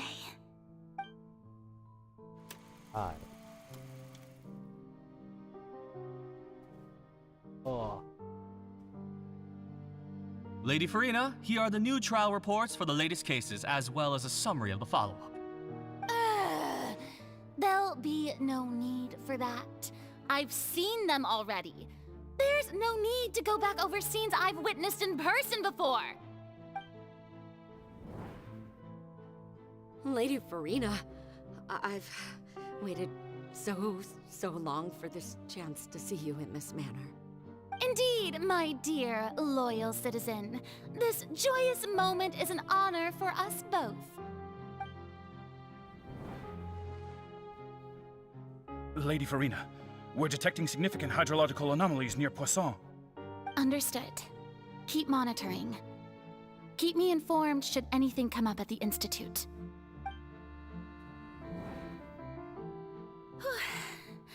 I don't think I let anything slip today. I must show the people that there is nothing to worry about. I just don't know when these days will end. I feel utterly exhausted. Best to rest early today, too.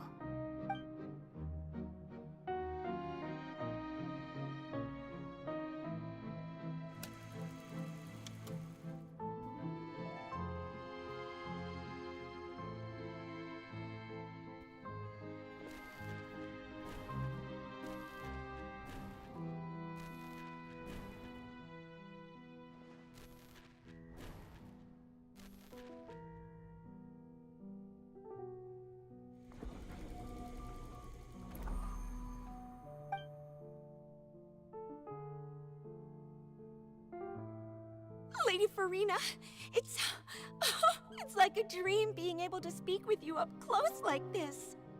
I've heard that the first member of our family who was honored to receive an audience with you was Madame Dioteria, almost 20 generations ago. And what a fine family yours is indeed. It brings me great joy to meet such a faithful believer. A descendant of a line most ardent. Surely you exaggerate, Lady Furina.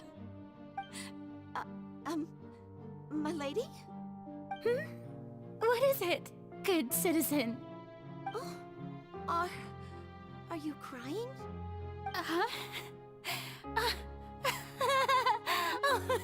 Really now?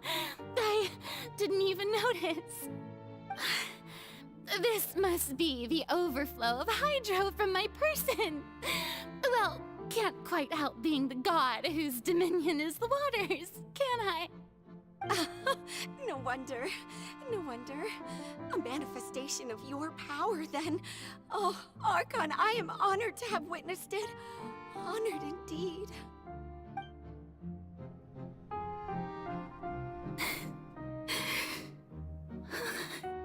So interminable.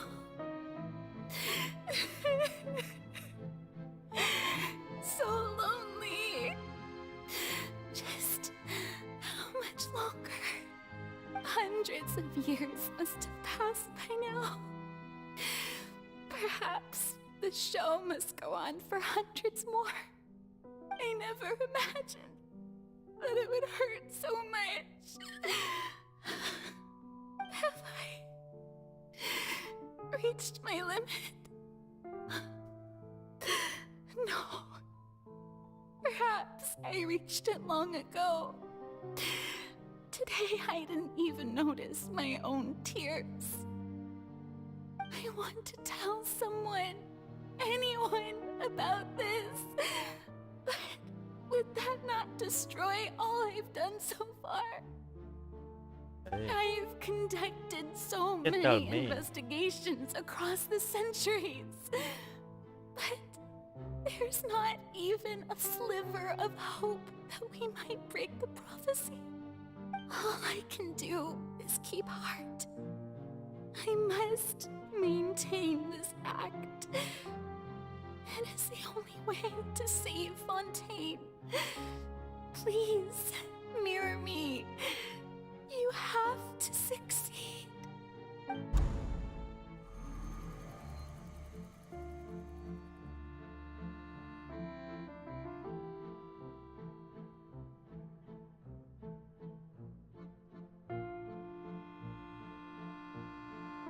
Furina, you don't have to shoulder this burden alone. Although I don't know what you might be keeping from everyone, your people are more than willing to share your burden with you.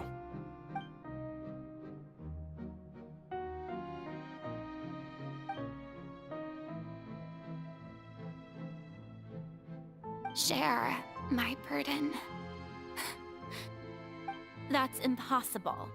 It was fated right from the start that this would be my duty alone. But even if your burden doesn't need to be shared, you can still choose to confide in someone. Just share it with me. I'm what you'd call a witness. A witness? Yes. I've heard that you came to Tevat from beyond the stars, yes. In other words, you never belonged here. And if Tevat is, in its entirety, a show on a stage, then you're just a spectator, aren't you? If that's the case... He's right. I could confide in him, couldn't I?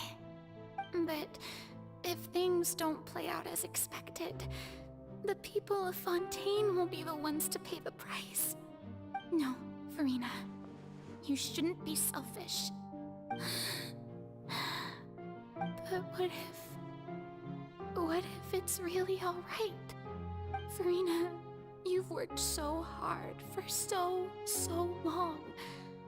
Surely it would be okay to put yourself first for once.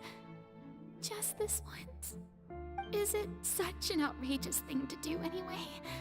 To find someone in whom you can confide your frustrations and sorrows? Surely it could not hurt. If you let this opportunity slip through your fingers, it might never come by again. Think about it long and hard.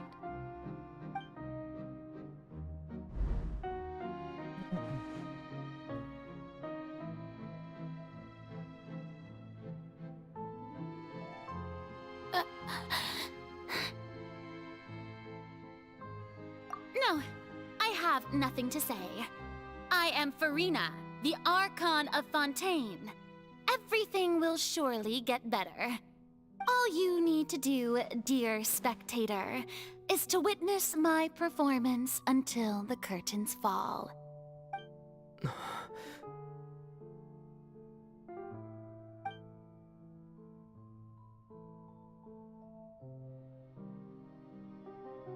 Fine.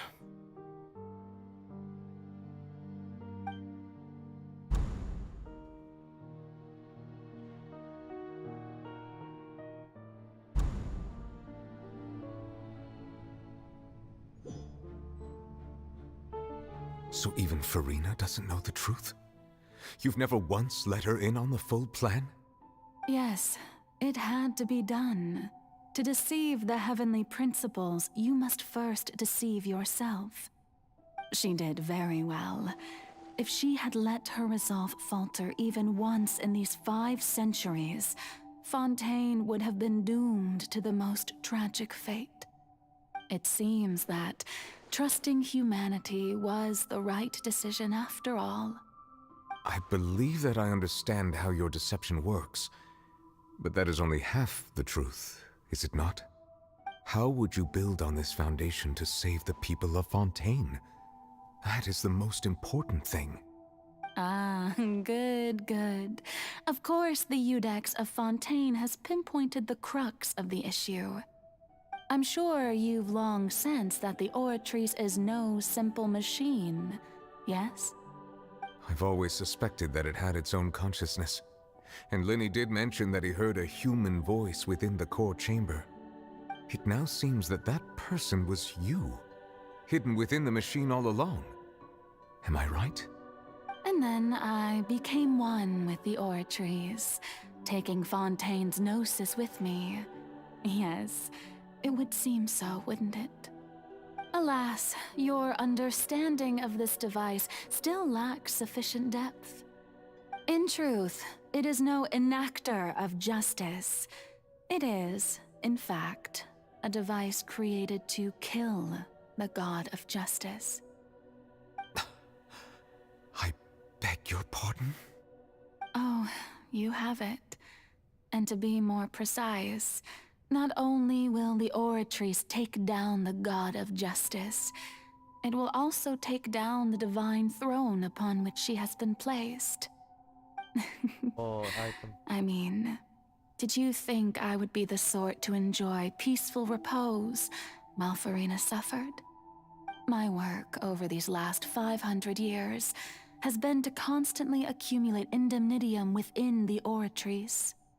But really, some have already discovered that only a small fraction of the energy generated by the device was ever used to provide power to Fontaine. The vast majority has been, had to be, accumulated to enact this death sentence. It was all a part of your plan then? Both the trial and the sentence? Indeed. This power, accrued over 5 centuries, could have sustained Fontainians for millennia had it only been used for that purpose. Almost all of it has now been stored within the Oratrice. But only power of this magnitude could hope to destroy the Hydro Archon's divine throne, shaking the rules established by Celestia and breaking through the institution that is the Seven. So the Oratrice's call for death was for neither Furina nor Focalor, but for the Hydro Archon. The destruction of that divine throne. If I do not misunderstand your intent, you must be... Returning what's rightfully yours to you, of course. In other words, this was all done to return the authority of the Hydro Archon to the Hydro Dragon of this planet. But...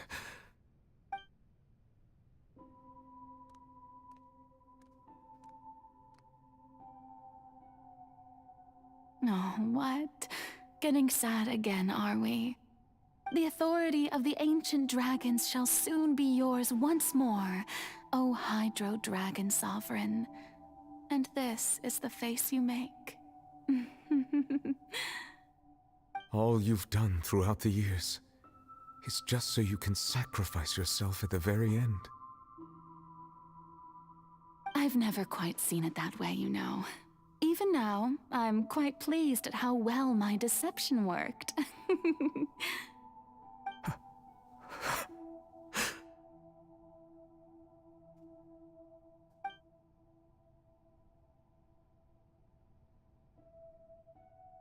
Hydro Dragon, don't cry. I must say, had it been within my rights, I would have loved to judge the heavenly principles themselves. Were they not guilty of essentially the same crime? Egeria stole the power of the primordial sea, and the heavenly principles stole the power you ancient dragons possessed. I, for my part, am the god of justice. And is it not just that your original powers should be returned to you? Speaking of justice, I have always believed that justice lies in the process of pursuing human existence itself. So, if the theft of the primordial sea's might was Fontaine's original sin, then, leaving matters of procedural right and wrong aside, the descent of the Fontainians as humans and their right to exist in this world would be Fontaine's original justice. In other words, existence was Egeria's justice, and to me, justice is the continuation of that existence. Defying the prophecy and ensuring that Fontaine's people shall live on, that should be the justice enthroned over all others. At this point, we, whether it be myself or all other Fontainians, have shouldered the burden of this sin for far too long. Iudex Nervillet, the highest judge in our land, when you regain your full power as an elemental sovereign, what verdict shall you pass upon us? So when I was invited to the court of Fontaine to serve as Iudex, I see now that that was your idea too. At last, I now understand the true purpose behind this position. In the beginning, I was uninterested in human existence. But these 5 centuries of living alongside them have gradually brought about mutual understanding between us. And I have even attempted to feel as they feel. You are a devious one, Focalor. Things being as they are, surely you know that I could never declare them to be guilty.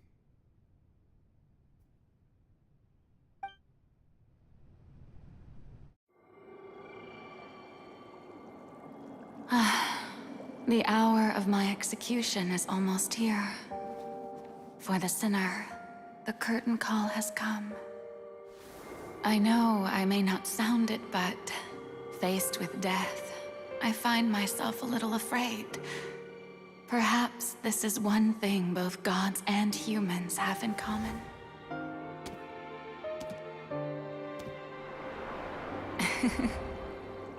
Farewell, Nervillet.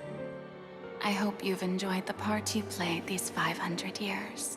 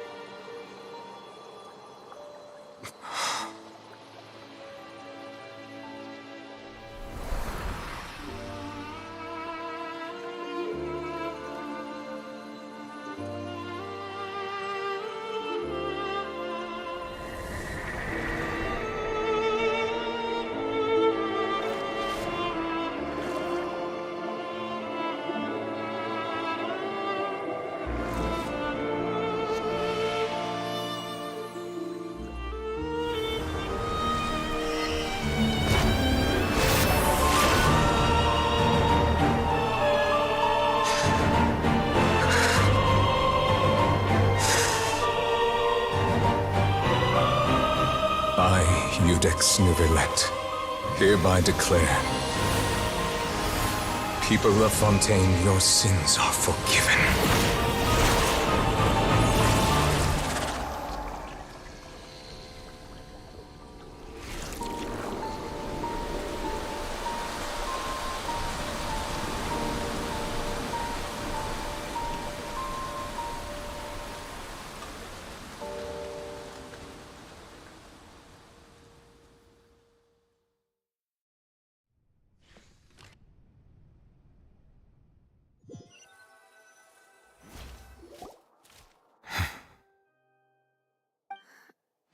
What just happened? Has the death sentence been carried out? Was that bright light some sort of misdirection? I have a feeling that something huge just happened. But since we're all still alive and haven't been dissolved, I assume whatever happened was good for us. It's time to end this. We must mete out punishment to that beast. Didn't you say just a moment ago that it can't be defeated? I have gained the strength sufficient to deal with it. Through certain means, I now have the ability to separate the power of the Primordial Sea from that creature. We should seize the opportunity to pursue our quarry. Traveler, now that the oratories can no longer function, I require an executor to help me mete out justice. The root of the calamities befalling Fontaine, the beast that enacts the prophecy. Its name is the all-devouring narwhal. Come with me, traveler. The hour of execution has come.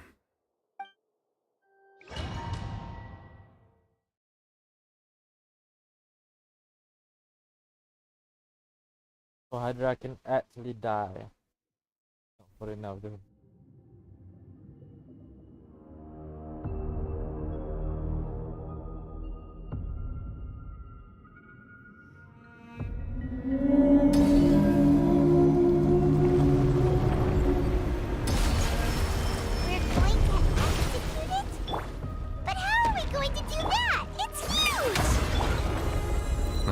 Done my best to separate the power of the Primordial Sea from the way. Considering the size of the beast, I cannot reach the power source. Unless we can find a way to attack it from within. I shall share a part of the ancient dragon's power with you. We shall look for an opening together.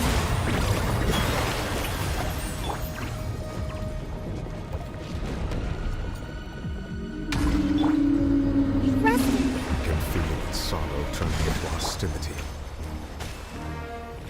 Configuration. Let's begin. Get rid of children. Let's move out.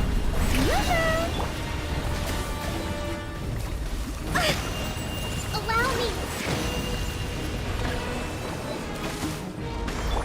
Take your truth. The all-devouring narwhal cannot resist its instinct to devour.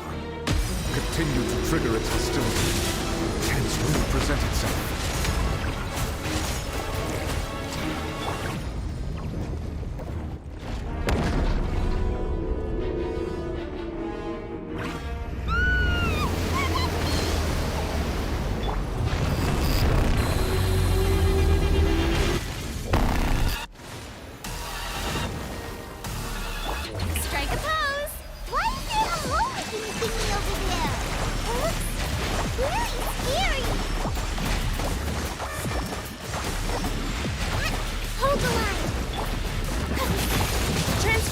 By ordinance divine. I have granted you my protection. Do not fear. Seize the moment and use my power to suppress its roots from within. Rest and rebuild. Torrent, bring refuge.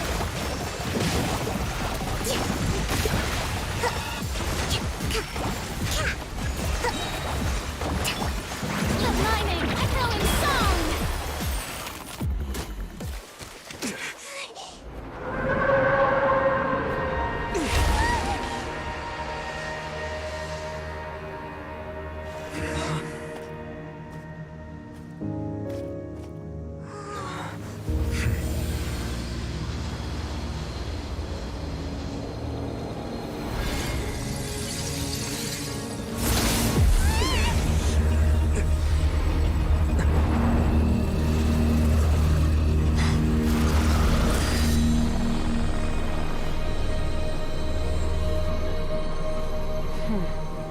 the hell is this? Nothing new.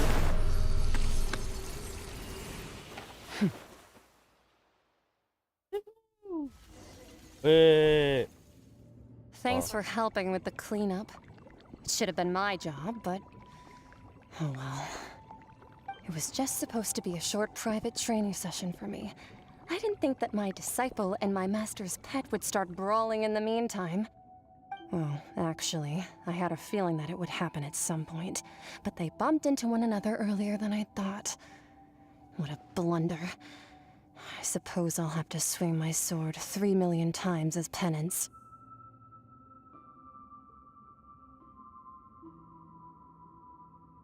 That power. Who are you exactly? Paimon has an idea. From what she said earlier, she must be Child's master. Skirk, right? It's just that he gave us the impression that she was the less talkative person. I simply did not have anything to say to the weak. But you, on the other hand, managed to defeat the all-devouring narwhal without using power from beyond this world.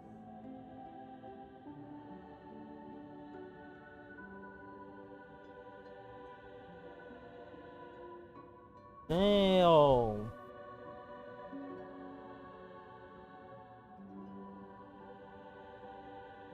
So you may speak to me as equals. I have to agree. It's a strange use of a planet's primordial waters just to raise an all-devouring narwhal. That kind of power is wasted on it. It's not cooperative. It eats too much. And I have more important things to do with my time than pet sitting. The only thing that creature has going for it is its looks. All in all, it fails as a pet. Miss Skirk? I think you might have missed the point. The point being?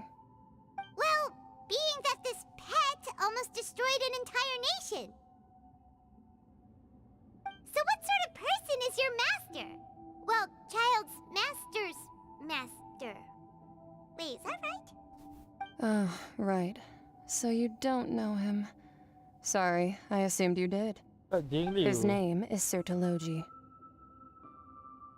What?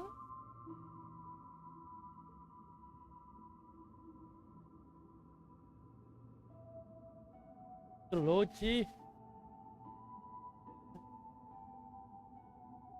Ooh. I am unfamiliar with that name. Huh.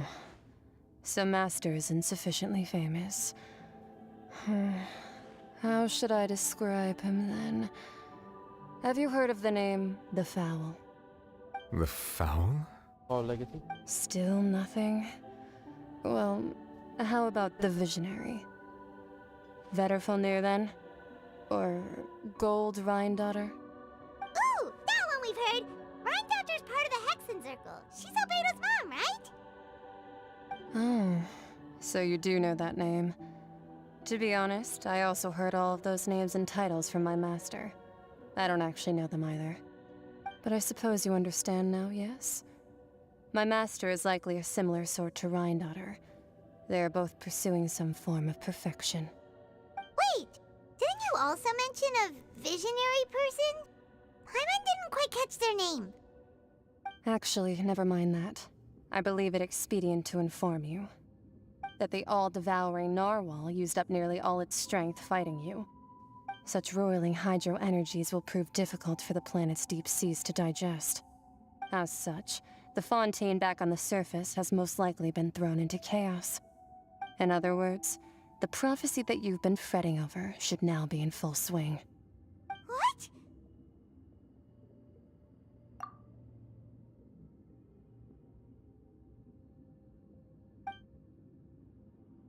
From Honkai, man. Not to worry. Focalor has already managed to deceive the heavenly principles.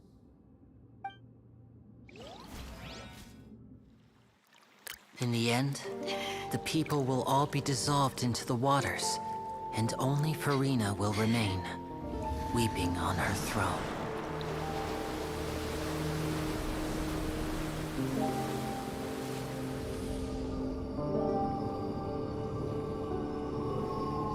then will the sins of the people of Fontaine be washed away.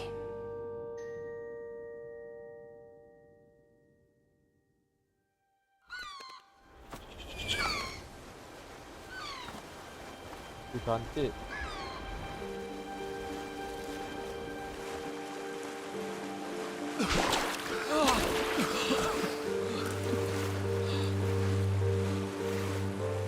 Hey!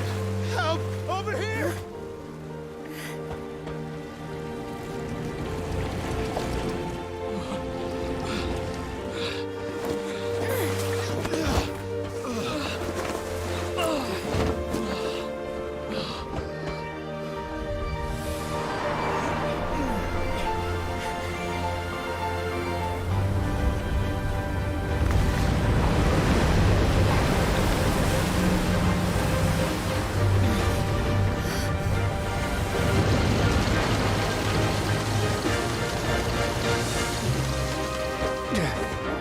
All hands, initiate emergency rescue!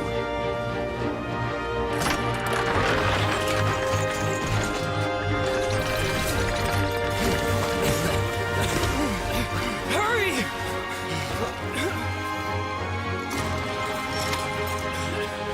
Hey, lend a hand!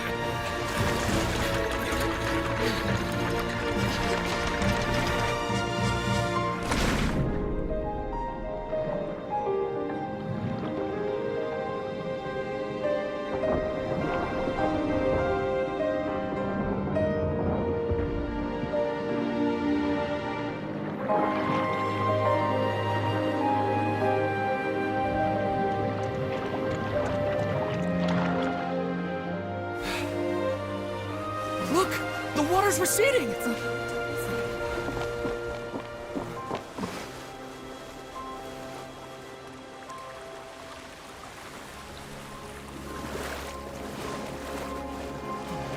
It's a miracle! Water's receding. We didn't dissolve. The prophecy was wrong. The prophecy was wrong.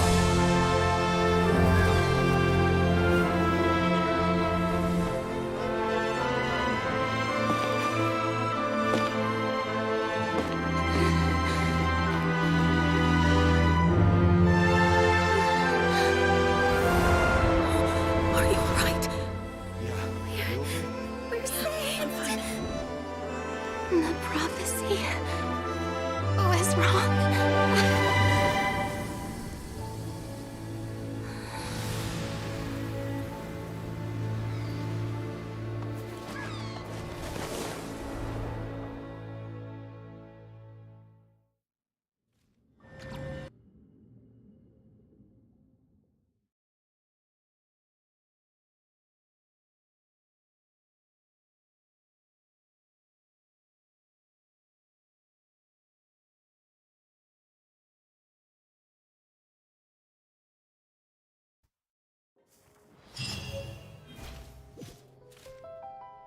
This among the stuff.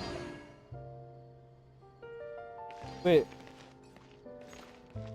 Wait. The quest? The final. Detail.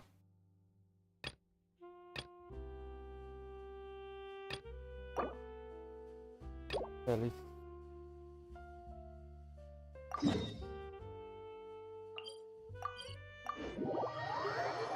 Damn. Was epic. Gak kencing dah.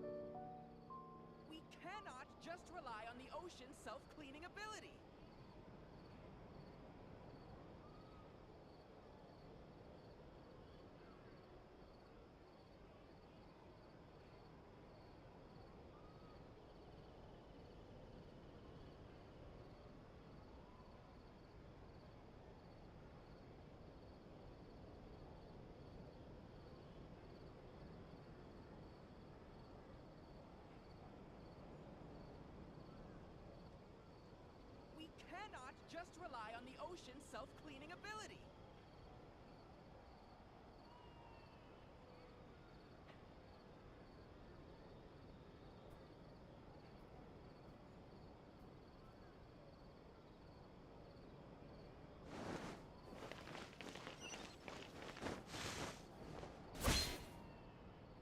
I'm very sorry, Charlotte, but my sister and I are quite busy today.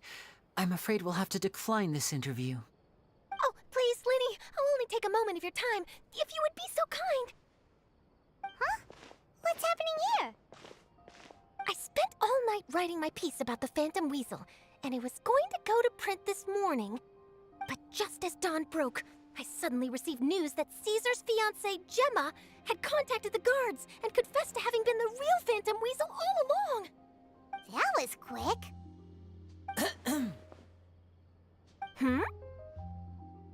Too late, bro. That was quick, you say? It sounds like I've got some catching up to do. Please, fill me in. Whoops. Aha! My instincts did not lead me astray. You do have something to hide. Gemma turning herself in must have something to do with Linny's performance last night. Maybe watching my high-altitude escape trick reminded her of a better time with Caesar, and she could no longer ignore the voice of her conscience. Huh. Okay, then. Wait, no, there must be more to it. If that's all it took for her to have a change of heart, how did it take her 10 whole years? Well...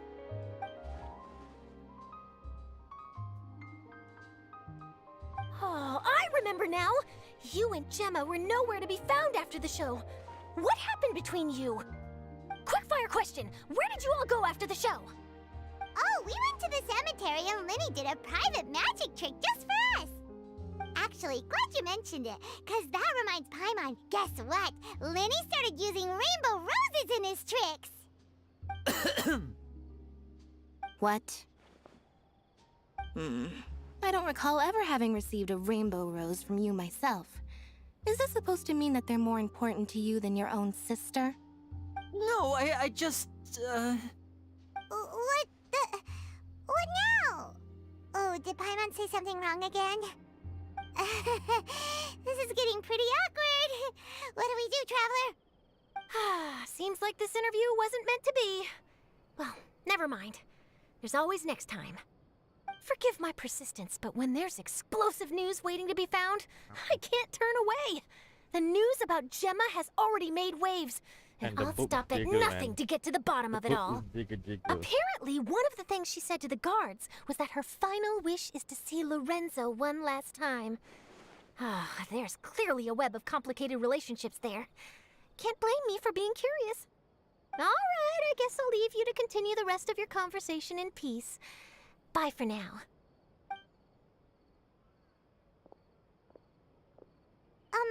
Lynette? Paimon didn't mean to... Don't worry, I wasn't angry. I was just trying to distract her. Oh, really? Oh, thank goodness. You scared Paimon there. Phew. You and me both, Paimon. You and me both.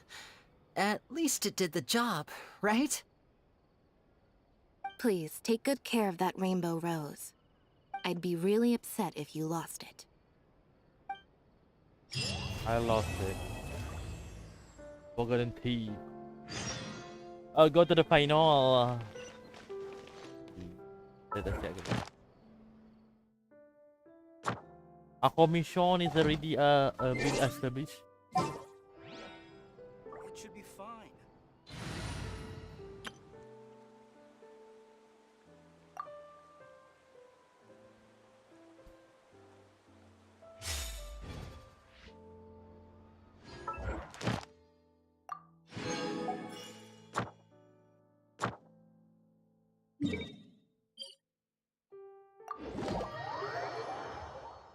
Ding, ding, ding.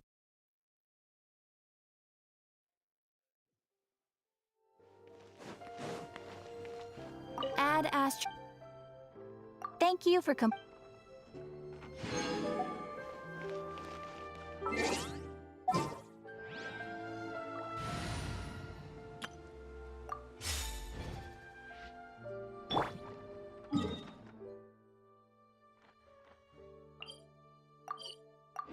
to the final.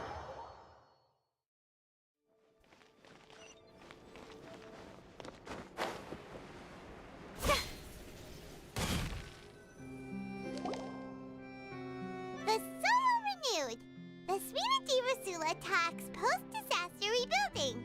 I recently visited Poisson to meet with Miss Navia, spokesperson of the Furina di Rasula, and we spoke about Poisson's present and future. Old soil can still give birth to new bloom, Miss Navia stated. Hope is like seeing a small cookie when you're starving late at night. You just need a little of it. Skyship Winglet, booner brain of the Fontaine Research Institute. The various disputes that have arisen on account of Mr. Edwin have suddenly become a shield over the Institute, with Jurier turning out to be a once overlooked hidden gem. People always call the first researcher mad, but few know what to call the second. And should that latter person achieve a miracle, they would find it all the harder to find a word with which to classify him and his team. Wow! Paimon barely recognizes the people in the reports. Are those really Jurier and Navia? They sound like real big shots. What do you think? Pretty enthralling, huh? The Steambird's idea was pretty simple. With the disaster just having passed, we would print a free edition packed to the margins with good news to calm people down. The value for these big scoops lies in their inevitable follow-ups.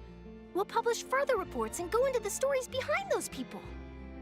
Edwin's assistant, Jurier, created a true flying ship, while Navia is leading people in the reconstruction of their home. I'm sure that these stories could draw even your well-traveled eye. Paimon's curious too! Wait a minute. Didn't we watch everything happen from start to finish? What's there to be curious about? And that's exactly why I'd like you to come conduct interviews with me. You're the best incubators of news, if you haven't noticed. And also, with you around, I'm sure I'll get to see that Duke. Are you sure? Hasn't he turned you down several times already? Oh, this time will be different. Come on! Let's head to Poisson first, and then make a trip to the fortress. There are some things you'll only know when you get there. They get the good mood, right? They've been saved.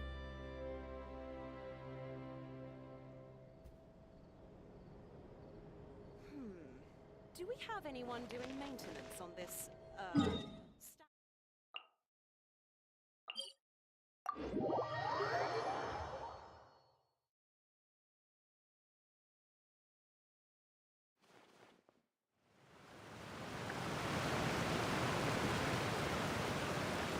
Shower me with praise!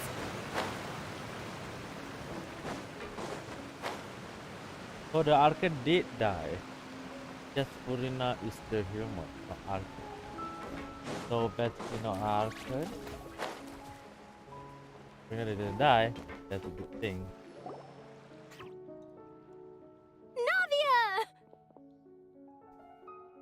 Carlo did die. Oh, it's you. What brings you all here?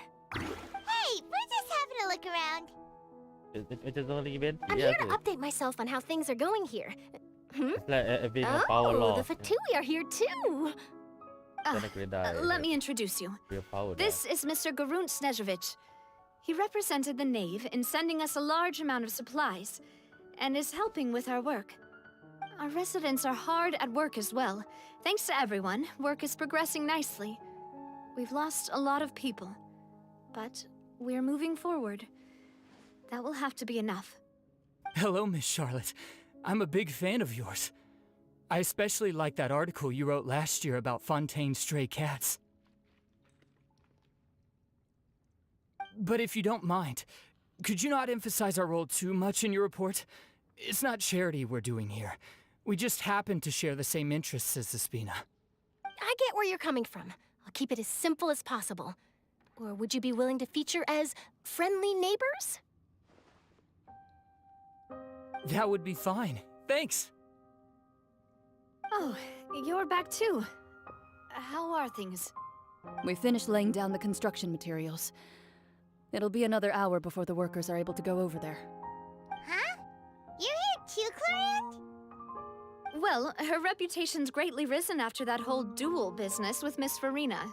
So she's here in Poisson to wait out the heat. All right. She really came here to help me out. There's too much to consider in the reconstruction of Poisson. The Spina has need of more decision-makers. And, well, I do already happen to be connected to Mr. Callis. Oh, wait just a moment. Do you mind me asking a few questions? You know, about how you felt before the duel, about what it was like facing down a god.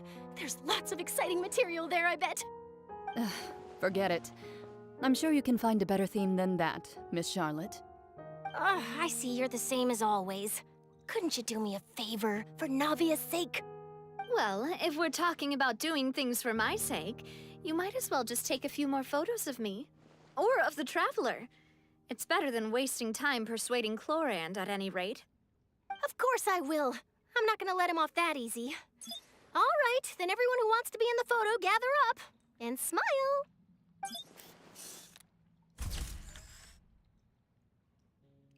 How did it go? Was it a good shot? Did Paimon look cute in it? Not bad. Your addition really helped the composition of the picture. All right, hang on a moment. Let me snap a few more shots.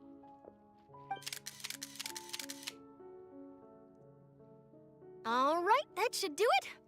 I'll be back here later anyway, so let's call it a day. You're very quick. Speed is of the essence when it comes to the news, and freshness is the key. Also, not to brag, but I'm pretty good at building connections. Who knows? I might eventually get that interview with you after all, Miss Chlorand. Wow, you really do have that never say die spirit. I'm impressed. I'll hazard a guess that this is how you got that interview at the Fortress of Meripede. Whoa, you're well informed. Let me make a guess, too. I asked Sijuin, who told Monsieur Nervillette, and he told you, right? That's a very complete information chain. In truth, all Monsieur Nervillette asked me was, when did the Fortress become so friendly towards the media? I told him that it was best not to speak too soon. There's no guarantee that Ridsley will make a personal appearance.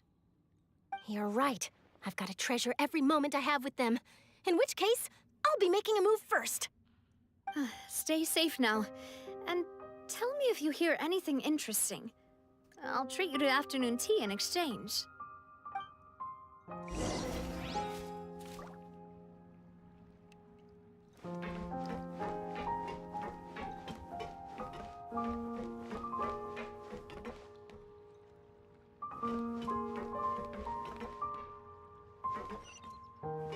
Oh yeah, Fortress, yeah. Yum.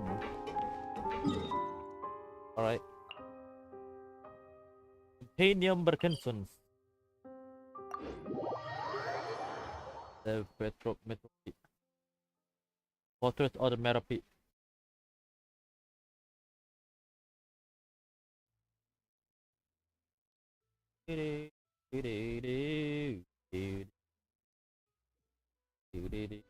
Strike a pose!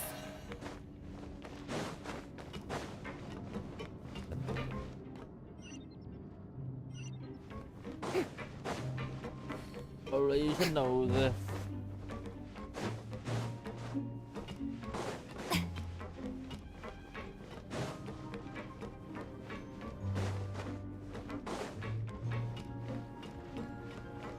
Tapi Zoni macam ada lagi power dia.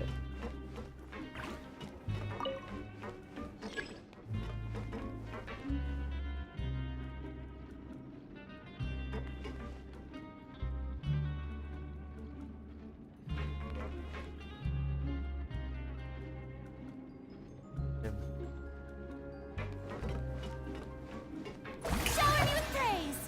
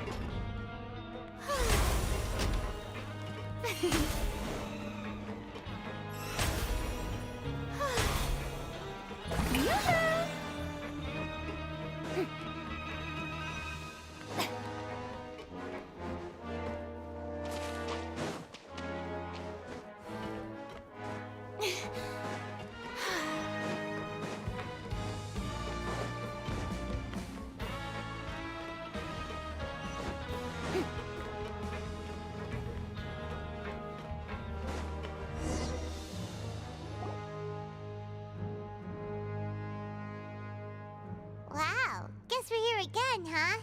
There's a real nostalgic feeling to this place. Looks like you've been missing us.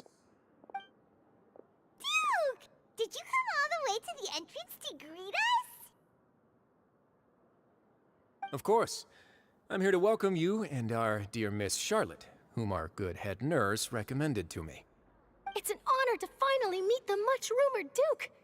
Thank you for consenting to my visit to the fortress, sir. No need to thank me. But that said, I shouldn't be the focus of your interview. I trust you recall our agreement? Of course, of course.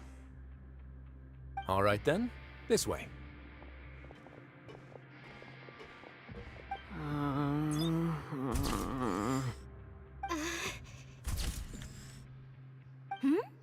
Hey, no need to be so nervous. I've already taken all the photos we need. Miss Charlotte, do these pictures really need to be published on the cover of the Steambird?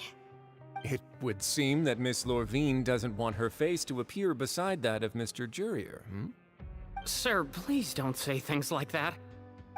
But it looks like dear Mr. Jurier denies it. Might this interview be very important to you then? No, I just... This is my first time being interviewed, and I'm very thankful to the Steambird for... Now, I might not look it, but I actually did meet Mr. Edwin once. And I'll be honest, I enjoyed chatting with you more. You've definitely got more of that genius vibe going on. The boat that brought about a miracle, the ark that saved the people. Why, you recreated a myth back there, like an emissary of legend. Still, if I might ask, where's that flying ship now? Huh. Looks like Charlotte's trying to get herself another exclusive scoop. I have to apologize, but that ship is presently in the bowels of our factory. I'm afraid it won't be easy for you to get a shot of it. Really? Well, then in that case, could I have an interview with you to make up for that loss?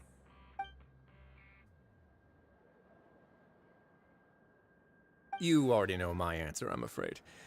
Best you interview our head nurse instead. Or perhaps you'd like to take another photo of this couple of researchers? Did you really have to use the word couple?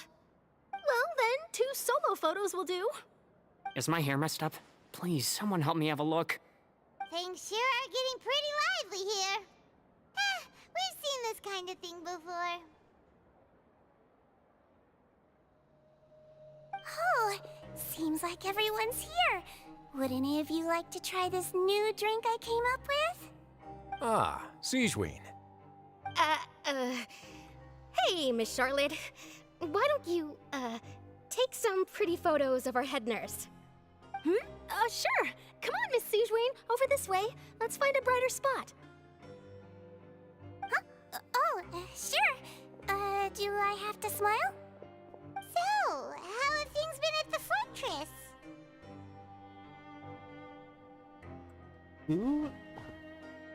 Why silent? Same old, as you can see. Fontaine's undergone some changes, but this place is still more or less the same. Other than that flying ship, it got a tad too much attention, I think. That's why I decided to let the interview go through.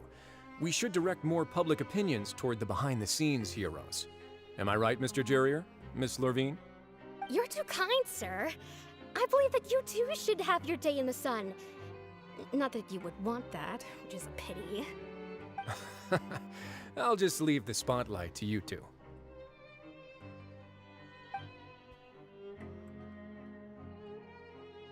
I see. Lots of things happened that day, huh? Anyway, regarding that Harbinger, I'm not sure you remember, but his 3 young followers are still waiting for his return.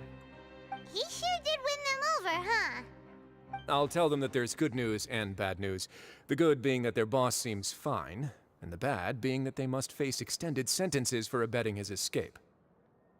Oh, actually, what about you? Are things gonna change for you too? What change can there be? The fortress will keep chugging along, and so will my duties. As to what Miss Furina's departure will mean for the nation, and if our laws and governance will be transformed, we'll leave those to the folks in the overworld. Hey everyone, the photo shoot's done. Good.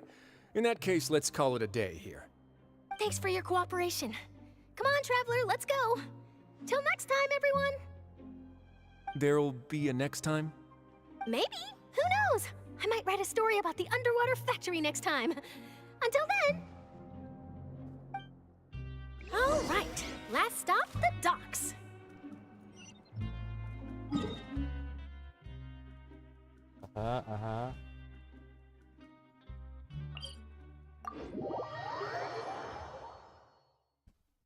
Cakap dengan Lina ke apa? Sekejap nanti.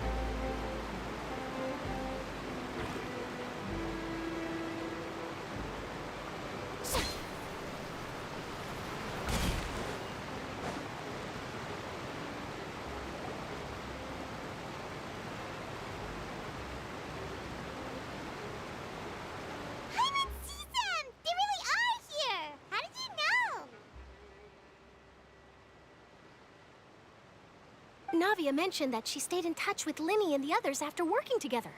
Apparently, they've been at the docks distributing these strange pockets the whole time since. Traveler, Paimon. Ah, and Miss Charlotte, too. Would you like a magic pocket? What sort of gadget is it? It's a wondrous bag that can be used to carry many things. The water level has returned to normal, but if you see any of your things floating around, you can use this to carry them. Or you could trick a friend into doing it for you. Trick a friend? I wonder which of my friends would fall for that.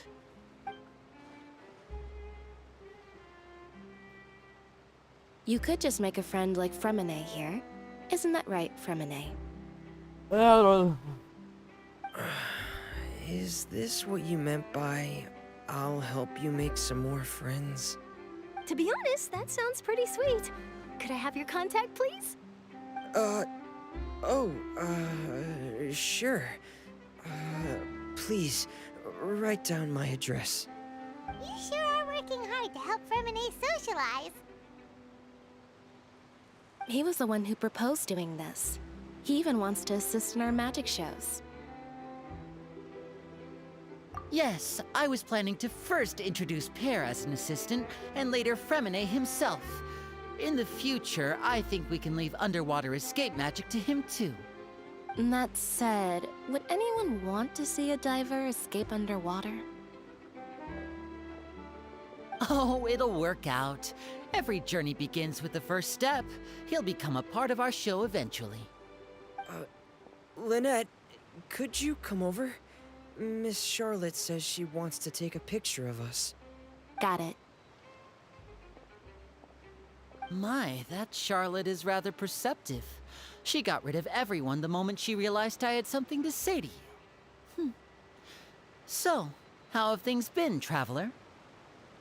Father says that you did a great deal during the latest events. She's very grateful for your contributions to Fontaine. That's all right. We were more than happy to help. So, what's she doing now? Oh, I guess you haven't heard. Well, after Lady Furina left, Father and Monsieur Neuvillette opened negotiations, during which he gave Fontaine's gnosis to her as a diplomatic gift. A diplomatic gift? A gnosis? Yes, I was quite surprised at first myself. But when I thought it over, there were actually a number of things going for it. It could have been done as an apology for the incident with Lord Child, or as thanks for his help in tying the all-devouring narwhal down. Furthermore, Father did also lend significant aid to Fontaine and Poisson. Well, that's true, but this is a gnosis we're talking about. Doesn't this seem a bit irresponsible? I would agree, but I've also heard that it seems that Monsieur Neuvillette has had a significant change of heart regarding the matter. So there's some reason for this that only Neuvillette knows about? I suspect you'll have to ask him about that yourself. Ah, yes, speaking of which, I did see him strolling around the entrance to the Fortress of Meripede a while back. Isn't he real busy and stuff? Paimon didn't think he'd have the time for that. But back to the topic. The gnosis was given to the knave, right? What about Child? They say that he's returned to Snezhnaya to recover from his wounds. I hear that the recent disaster really did a number on his health. That's true. When you think about it, we've had loads of run-ins with the Fatui. To think we'd be allied with them this time. So shocked by such a simple switching of sides?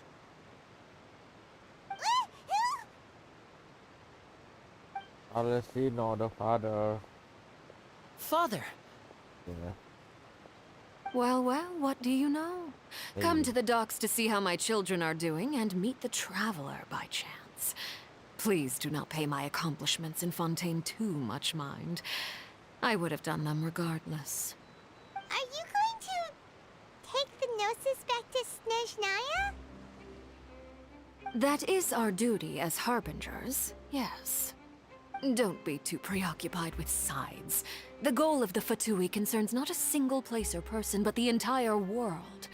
With such a grand goal in mind, it is inevitable that we must wear many masks.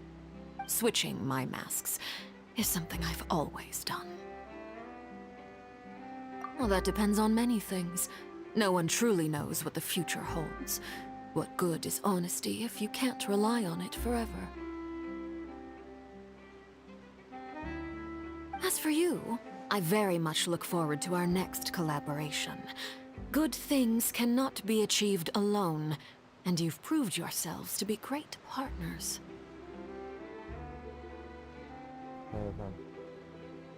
A vision? All right. I'll remember to return it.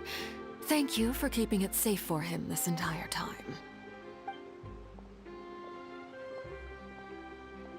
And that's a wrap for me. Huh? You're...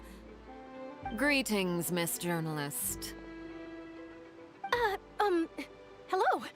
If I'm not mistaken, there are diplomatic channels I'll need to report to take a photo of you. That is correct. so forgive me, but I will not be able to serve as a subject in your article.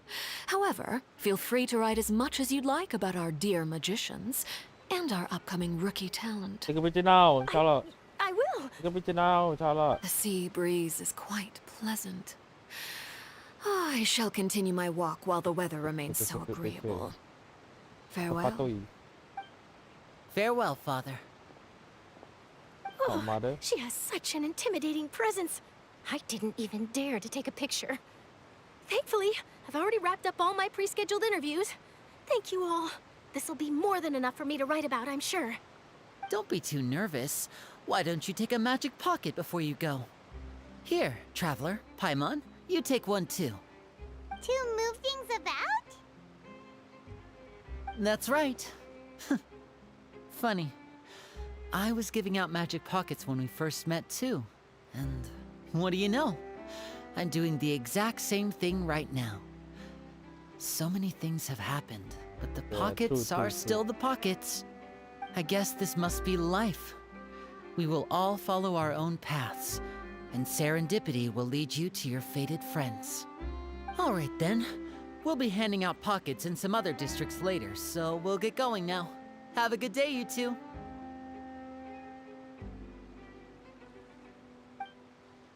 Well, guess we sent Charlotte off. Shall we go see what Nivelette's doing? As long as he's not so busy that he doesn't have time to chat anyway.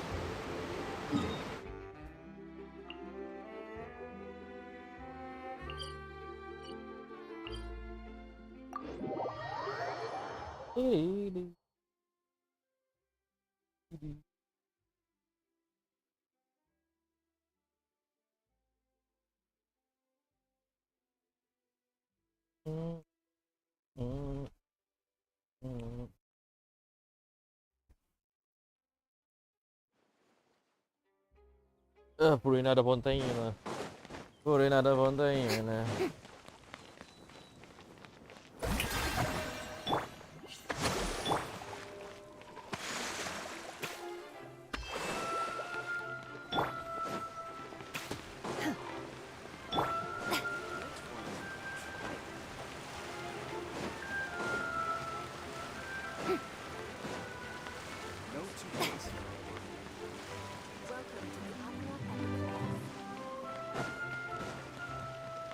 Shower me with praise!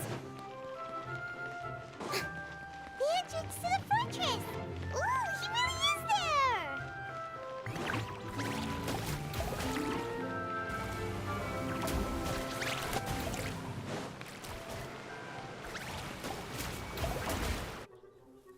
Oh, the what?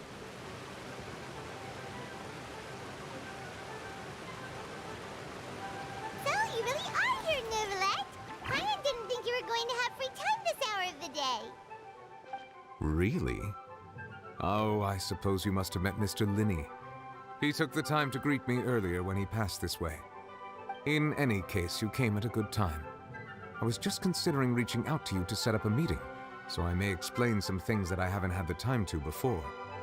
Aw, Paimon's glad that you remembered. Thank you for keeping us on your mind, what with you being busy and all. Alright, let's have it then.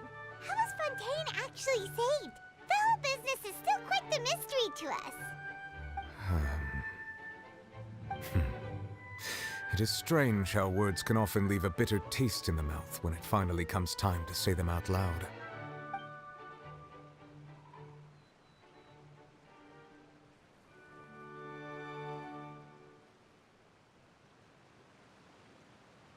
Whoa. So that's what happened? Focalord destroyed the divine throne of the Hydro Archon and restored your power to you, transforming you into a fully fledged elemental dragon sovereign. But Paimon still doesn't quite get what you did to save the Fontainians from dissolving. For me, the authority of the ancient dragons refers to absolute control over the hydro element. Fontainians were incomplete humans born of Egeria's use of the power of the primordial sea, with constitutions similar to that of mimics. But so long as those primordial energies remain within them, I could use the ancient dragon's authority to grant them true blood, after the fashion in which life was first brought into being on this planet. In other words, when I gave my verdict, Fontainians became true humans, and thus would naturally no longer be dissolved by water from the primordial sea. Focalor must have counted on you to make that decision as well. Your verdict was the key to making the prophecy appear to have come true while saving everyone. Yeah, and in a manner of speaking, Focalor finally managed to fulfill the original Hydro Archon's wish to turn Oceanids into real people too! It seems from your expressions that you still have more things you wish to ask. Ask away. I will tell you the truth as I know it. I have investigated his case along many avenues, and I have learned that he once fell into an unknown chasm when he was young. There, by chance, he awakened the all-devouring narwhal. But whether it be by sentiment or reason, that should not have been enough to consider him the root cause of the disaster. At most, he would have had tangential liability. As for the judgment passed by the Oratrice during the trial, whether it was due to that liability by association, or Focalor deliberately using him to buy time for us on the assumption that he would be able to hold the creature off, I cannot say. Guess Focalor had Fontainians in mind the whole time. In the end, it was thanks to her that they finally became real humans. Hang on a second. Paimon suddenly got another question. Back when Fontainians hadn't yet become real humans, were the children they had also transformed Oceanids? Life has always flowed like water. Do you recall how Fontainians would often come to the Fountain of Lucine to pray for children? Yeah, Lynette said the fountain is where all the waters in Fontaine converge. In truth, even those couples did not know that such prayers were no mere custom, but instead a form of ritual. Those Oceanids who were blessed within the spring water would later descend as new humans in the coming months. Paimon sorta gets it now. Either way, seems like this ritual won't be of any further use, but it'll probably live on as a local custom. Ask away. I will tell you the truth as I know it. Yeah, about that. Risley said Furina has already left. What's that all about? Ah, Lady Furina. The people are only aware that her death sentence has not been carried out. She abdicated the post of Hydro Archon and left affairs related to that title to me, before leaving the Opera House. I related Focalor's words to her faithfully and completely. After hearing them, she seemed neither saddened nor comforted. She simply said that she was tired and needed to rest. Having said that, she then packed her things and moved out of the Opera House, not unlike how an ordinary person might. But she's still got a place to stay, right? You need not worry. I will make arrangements to ensure that she will not want for food, clothing, board, or travel. In truth, I am somewhat happy for her. The wear and tear on her spirit will, of course, take time to heal. But now that she no longer has to play the role of Focalor the Hydro Archon, she can finally lay down her burdens and lead a normal life. What about you then? What are your plans now that you've regained your full powers as the Hydro Dragon? After Focalor passed on, the Oratrice also ceased to function. This matter will directly affect our trials. After much careful consideration, I've decided to take over its role in our courts. From now on, I shall hear cases and pass verdicts by myself. Looks like you're still considering stuff from the perspective of the Udex, huh? As an elemental dragon, there are indeed many things that I must do. But this power and this duty, in a manner of speaking, you could say that both were granted to me. As such, before I attend to my other responsibilities, I must first and foremost continue to serve Fontaine as its highest judge. The duty of the Hydro Sovereign and the duty of the Udex shall coexist within my person. Additionally, the Hydro Archon's departure has brought about another problem, which is that the Opera House shall no longer produce indemnitium. That's true. That power was derived from the people's faith in the Hydro Archon, wasn't it? Wait, but the various mechs and machines in the city are all still okay. Where are they getting their energy from? As I am now, I have full command over New Musia, and it can serve as a complete substitute.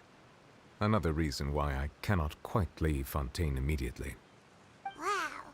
This ancient dragon's authority stuff is really quite useful, huh? Ask away. I will tell you the truth as I know it.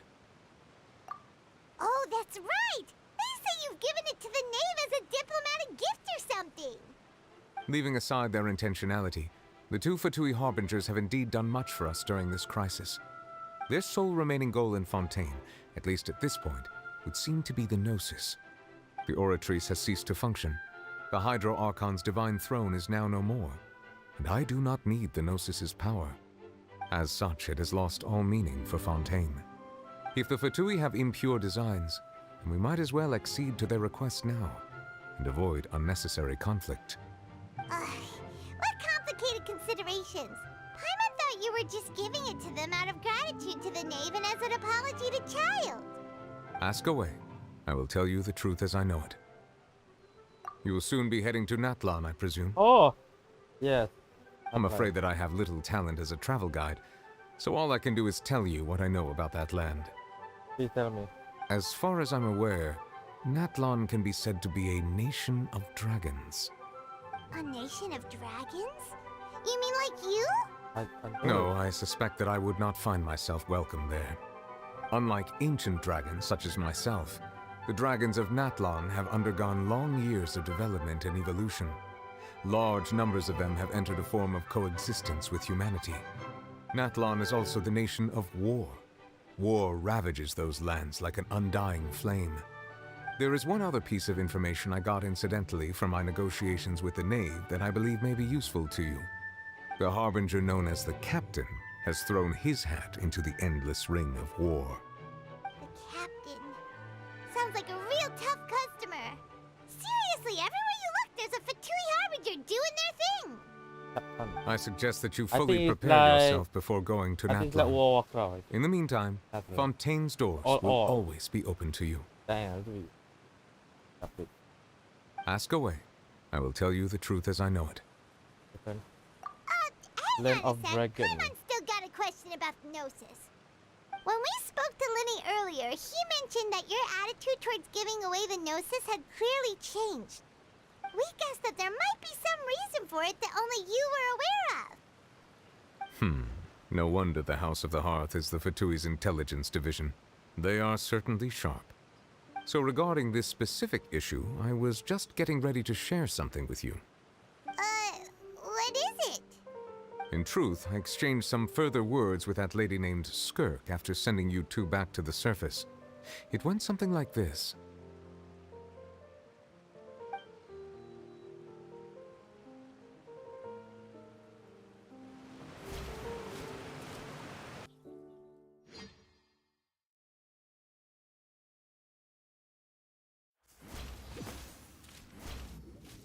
Well, we're going to head topside to see what's going on. You hurry over soon as well, all right, Nervalet? What next? The all-devouring narwhal isn't here, so I'm no longer getting any interference. I can finally catch the scent of your power, what it's made of. It is the authority of the planet's primordial dragons, but with something very similar to a god's curse mixed in. It's quite a novel blend. I'm sure I've encountered something like this before. What was it again?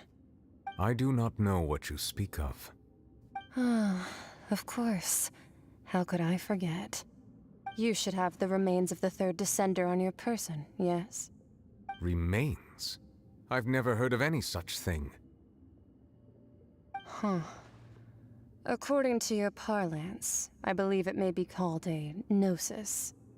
Well, that much is true. After Focalor's divinity faded, she handed her gnosis to me. But I fear I have never heard of it described in the manner that you just did. I've been training with my master, the Foul, ever since I was young, and I have never returned to the surface since. So most of the information I possess, I got from him.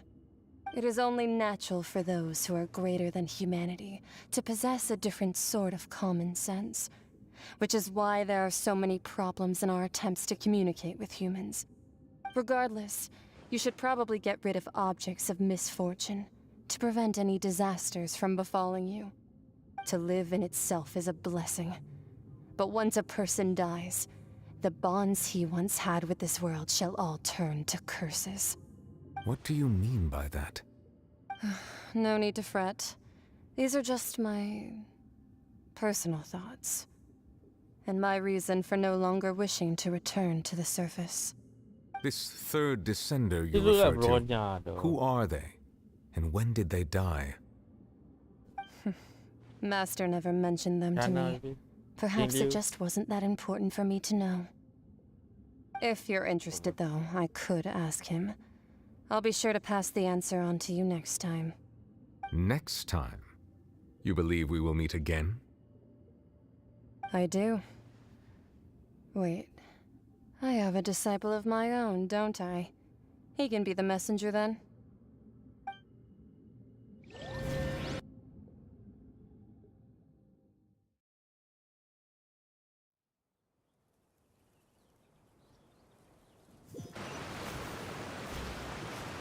That's what she told me. Whether it would prove useful or not, I wanted to pass that information on to you. The remains of the third descender? So that's what the Gnosis actually are. Paimon just thought they looked like chess pieces. How could they be a person's remains?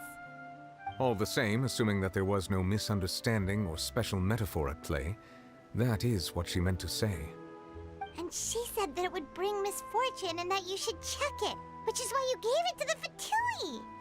If she speaks the truth, then I would simply be putting Fontaine at unnecessary risk by keeping it here.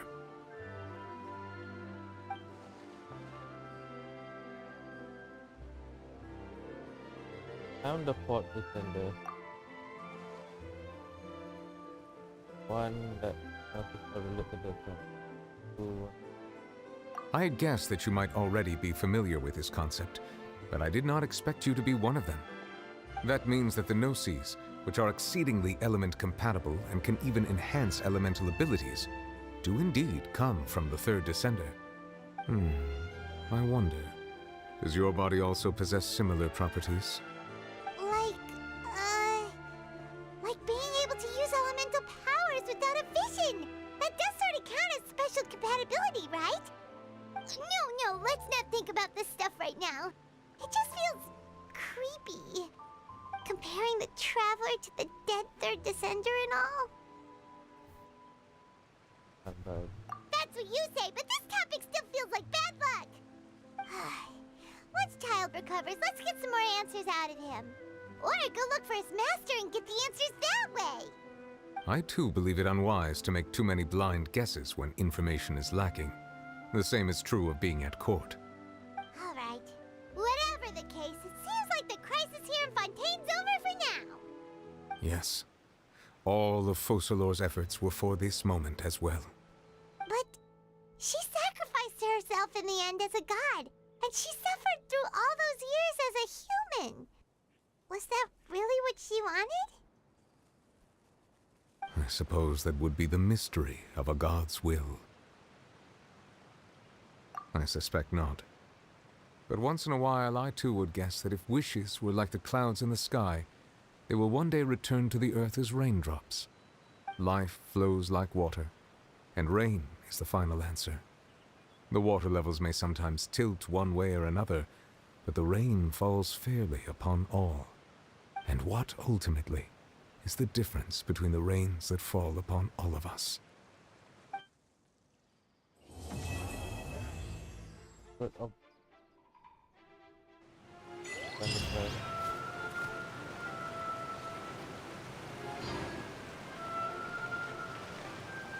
Oh yes, Riveretto in the metal set.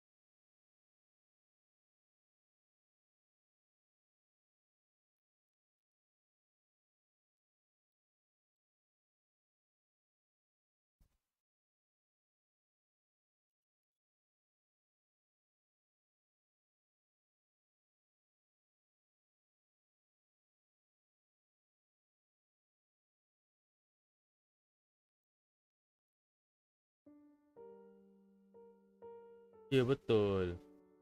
Meru is boring as shit, man.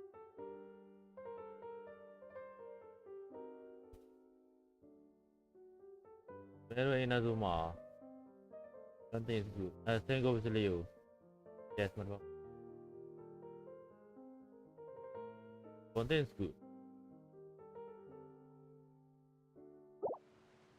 Sumeru, by far, Sumeru is the cringiest one. What for that? That quest.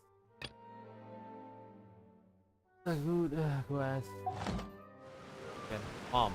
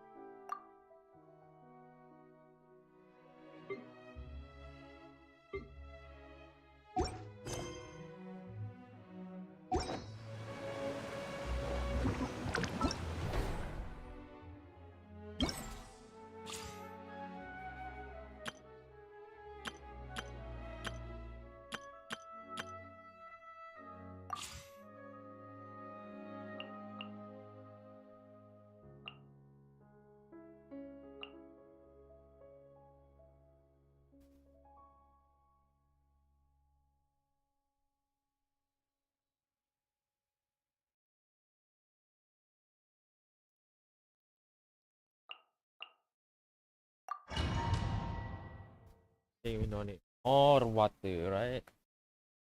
Just need dendro.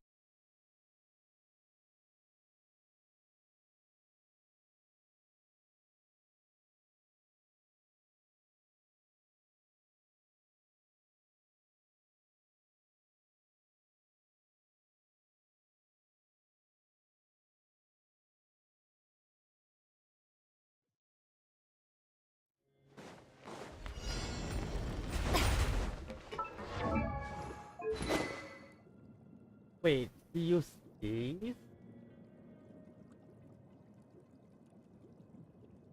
This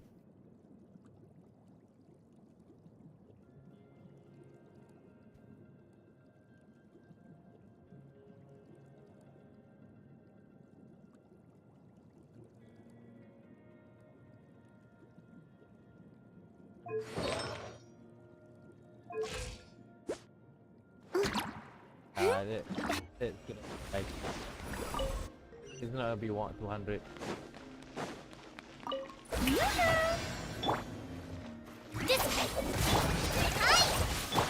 A bitter pill to swallow.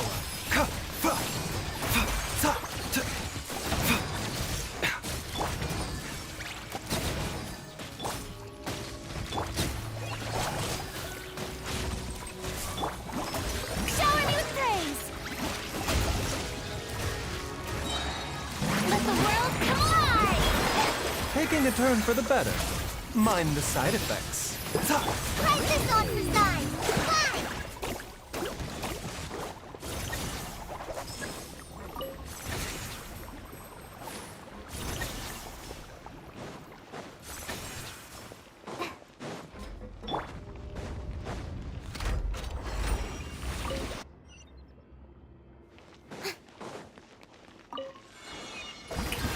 What you got? Get with me! Terrified! Just like we rehearsed! Seems like an emergency. Ridiculous! Let my name echo in song! Ouch! You need to hurry up! Mind the side effects. Yeah.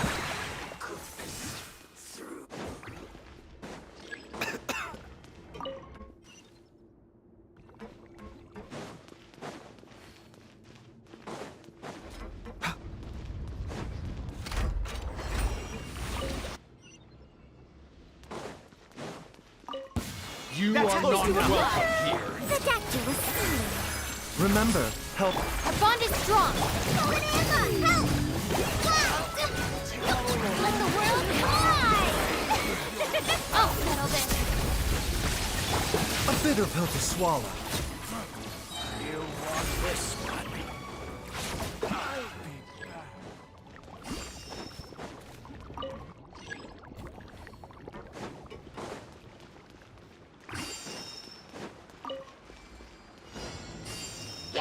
Mind the side effects. Taking a turn for the bet. Try this on the side!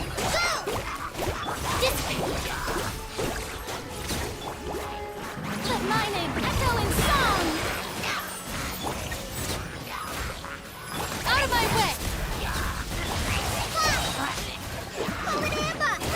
Remember, health comes first. Time to shine. Shower me with praise. Stand with me. The doctor will see you now. I'll settle this. Just like we rehearsed. Let the world collide.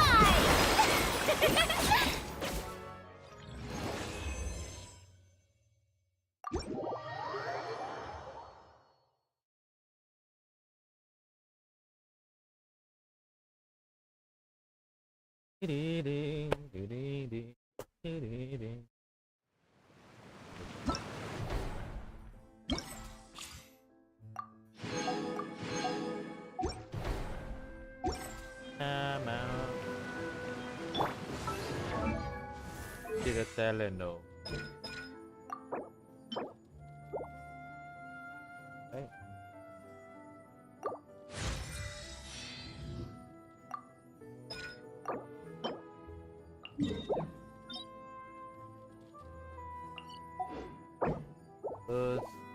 Let's finish our Raja recipe. Finish all of them on Fontaine.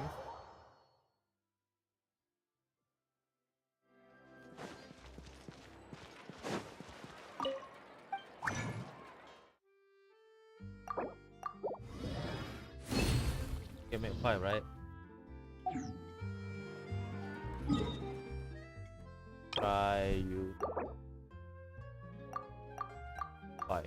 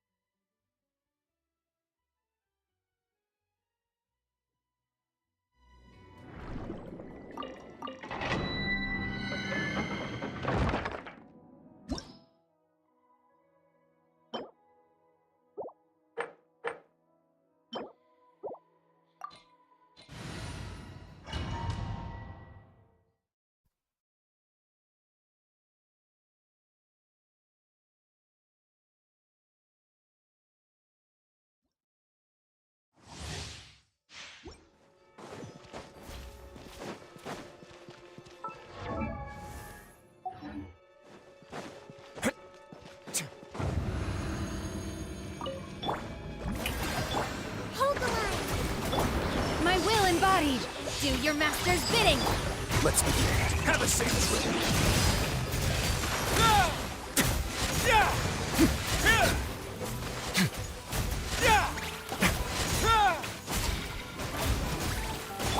Billowing surge! Rest and rebuild!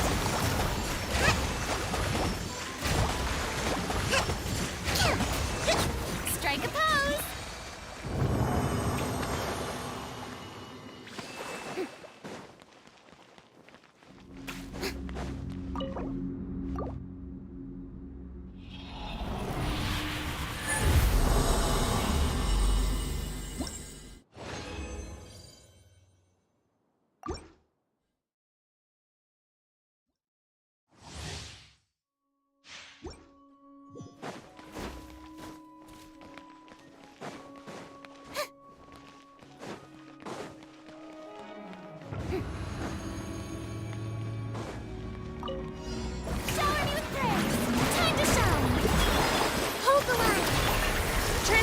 Transfiguration!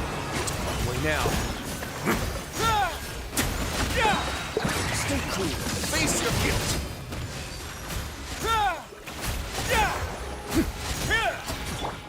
Torrent, bring refuge! Allow me! Yoo-hoo!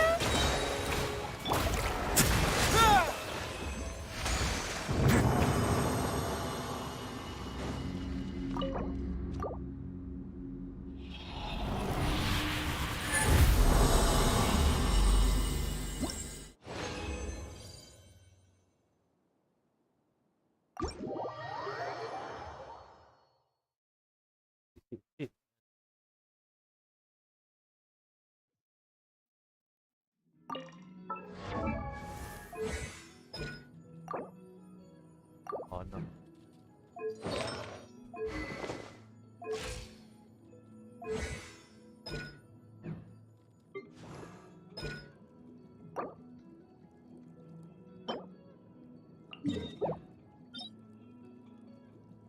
Where they go? And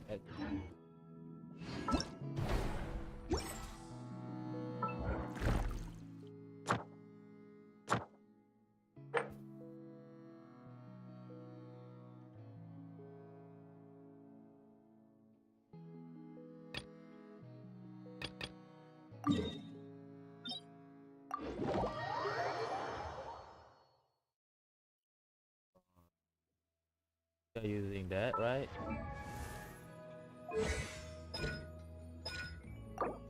Oh, it doesn't do.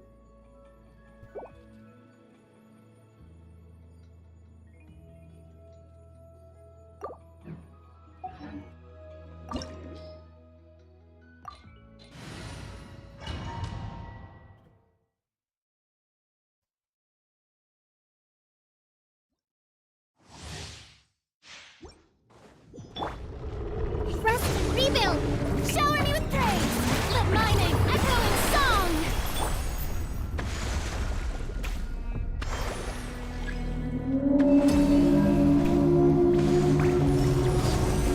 Cryo incarnate! A moment, please.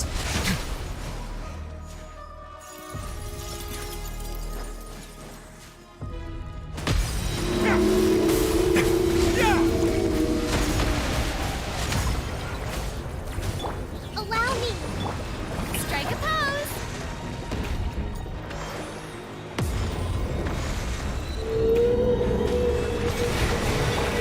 My will and body!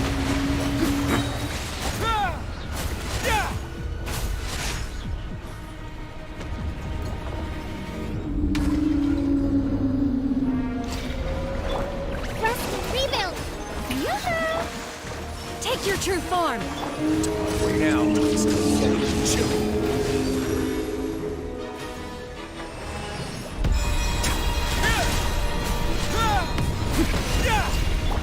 Covenant of the Deep! Hold the line!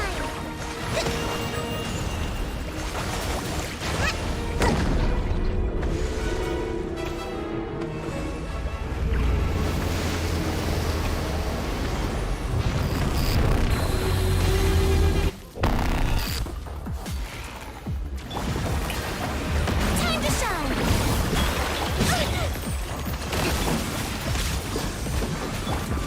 A moment, please.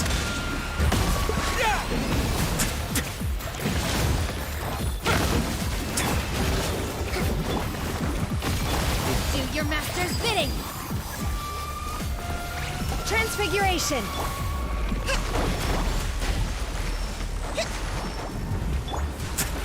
Time. Strike a pop! Torrent, bring refuge!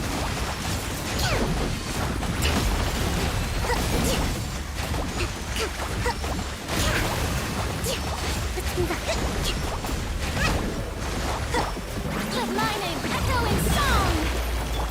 My will and body! Way now. Have a seat.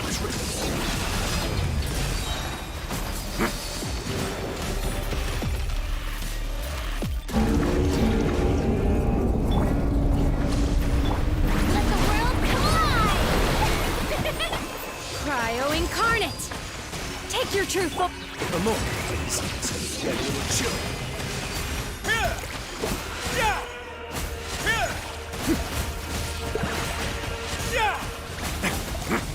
Billowing surge! Rust and rebuild!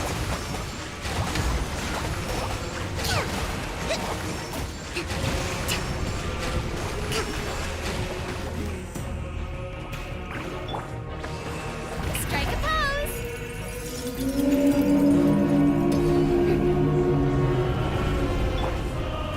Hold the...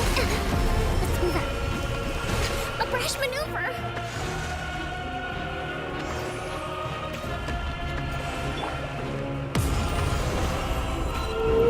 Shower me with praise! Let mine an echoing song! My will embody... Let's begin.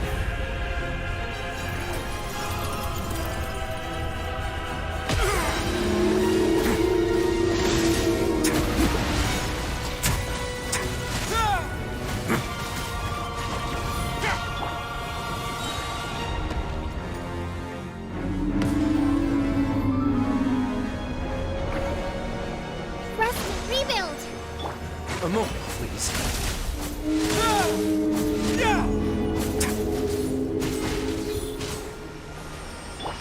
Strike a pose! Not bad. Have a seat.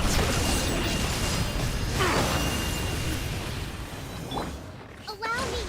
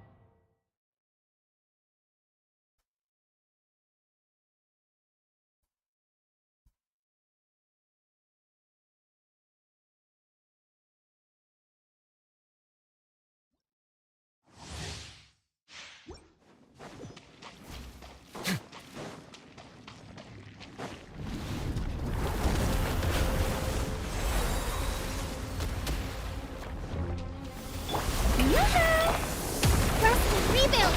Transfiguration! Let's begin.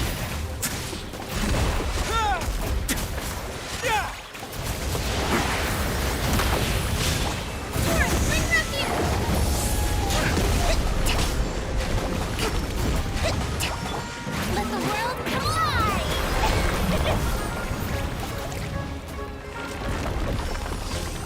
Do your master's bidding! What now?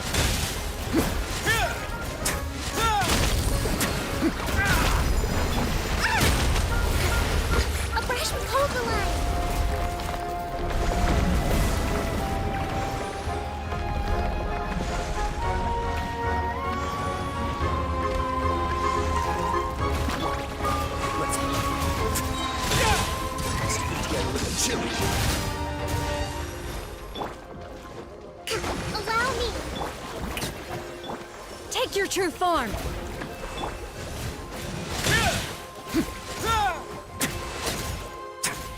A moment, please.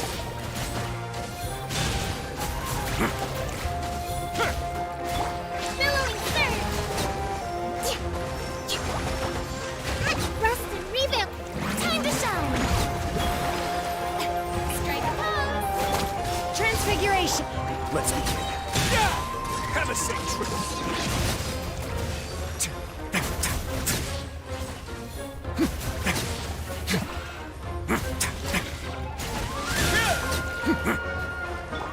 Allow me!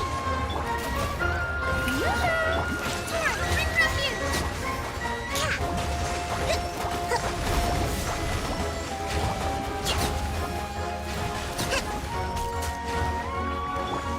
Lightning echoing song!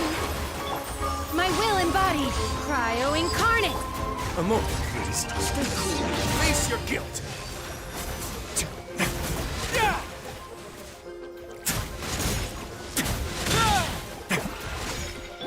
Rest and rebuild!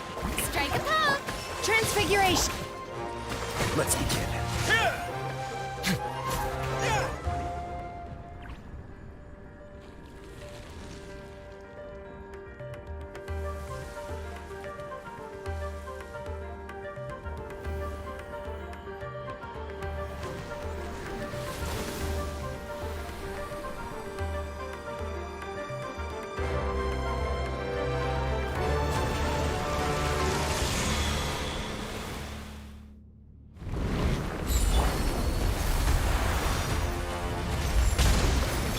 Time to shine!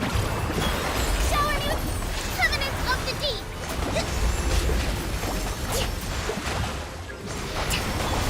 My will embodied! Have a safe trip.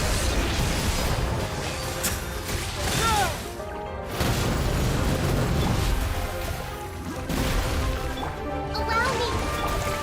Do your master's bidding! Transfiguration! Now.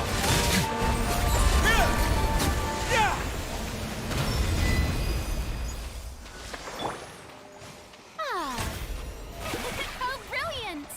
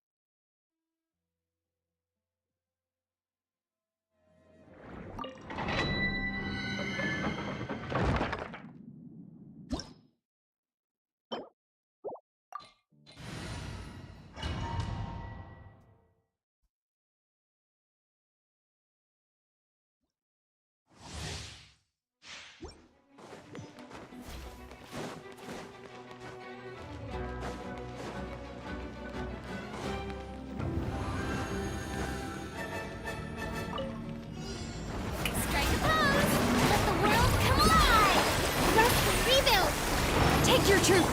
Let's begin. Stay cool.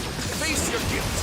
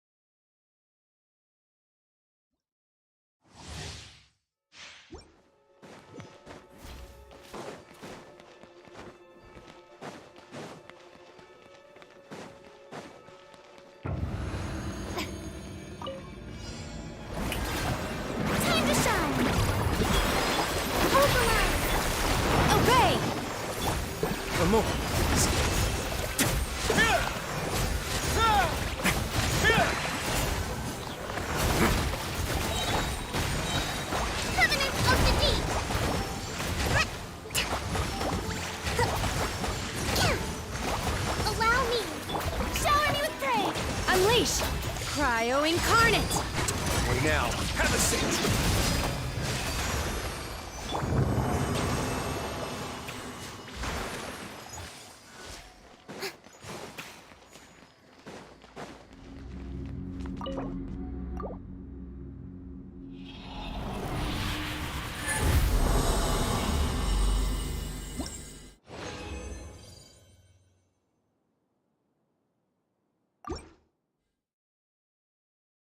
Agak tahu talent.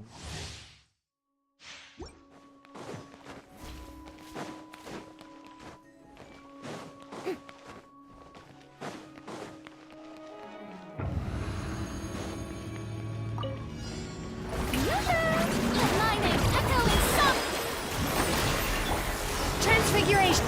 Let's begin.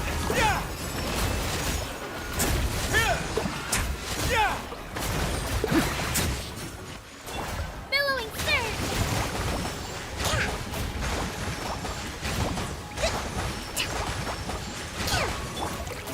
Strike a pop! Rest and revamp! My will embodied! Way now.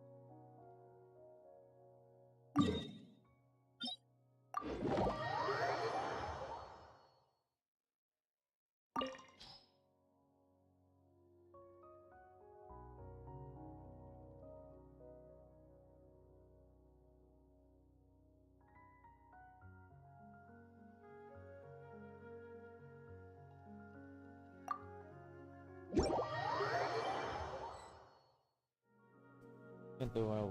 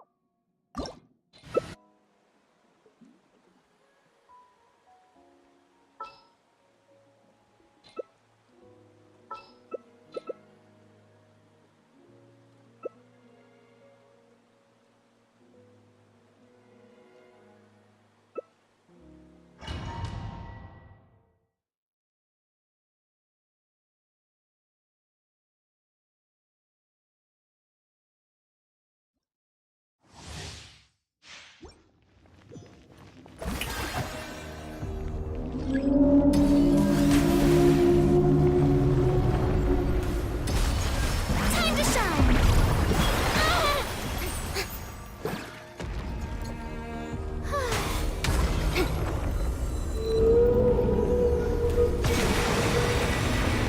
Showering you with praise!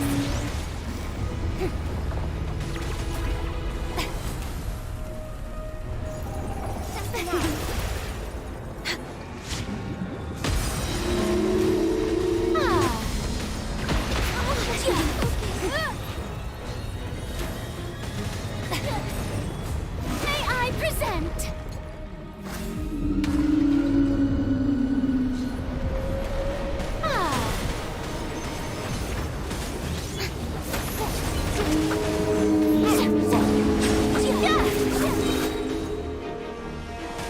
Let my name echo in song!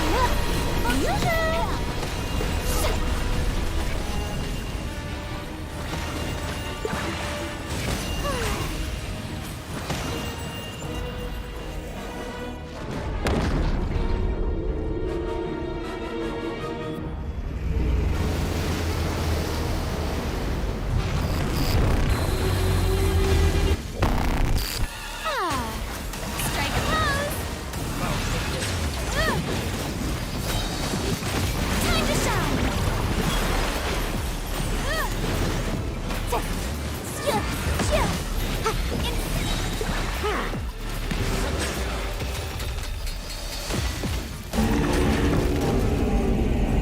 The show begins! Let my name echo in song!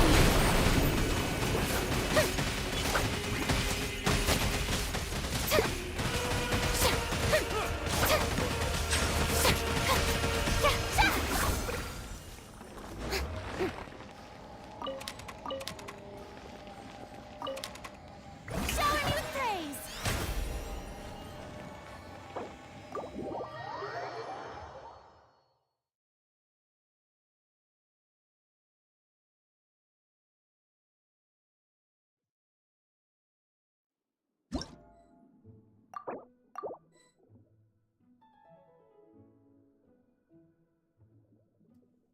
seems like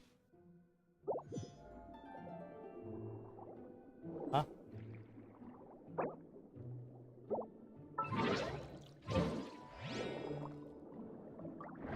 Apa nak ni?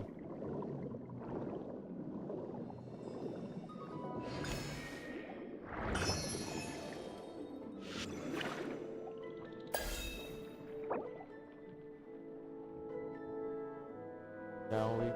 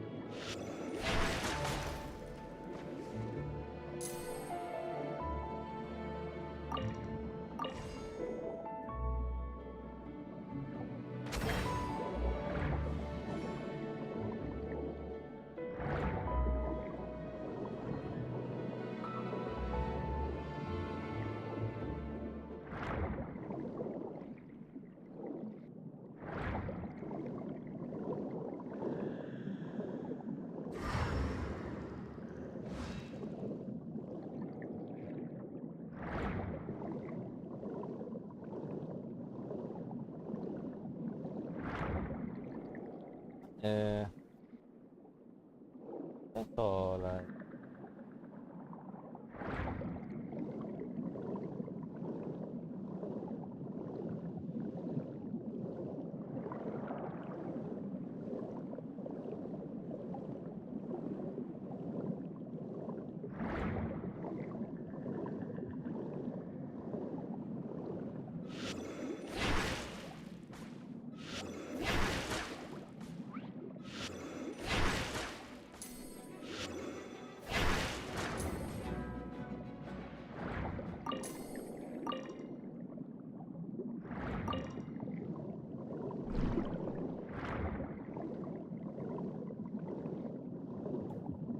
Ê, tập farm làm cái này.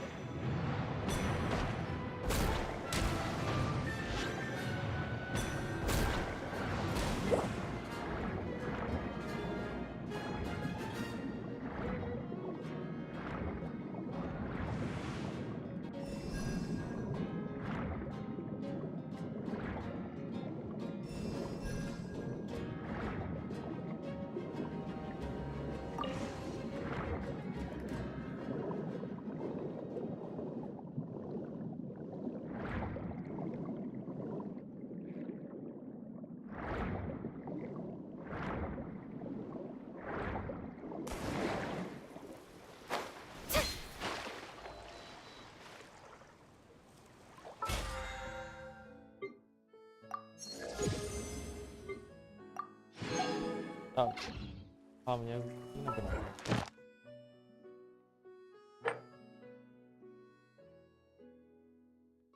Oh, I mean, I can do other one, right?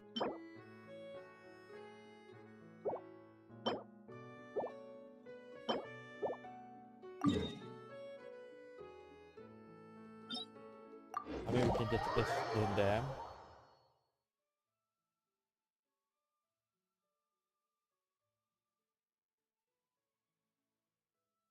That and then question.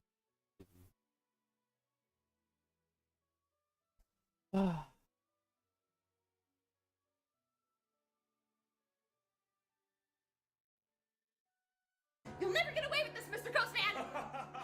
Oh, I think I will. Oh yeah? Think again. Social media doesn't like when I use props, so pretend the fingers are locked and loaded.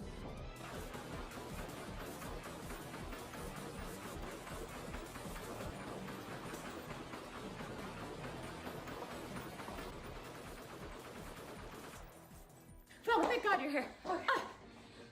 You're all safe now. Oh, thank you. All right, case closed. Case closed. What, this isn't a case, dude. I was kidnapped. This is not a mystery. We're not doing mysteries anymore. That was a straight crime. Mystery solved. No, there is no mystery.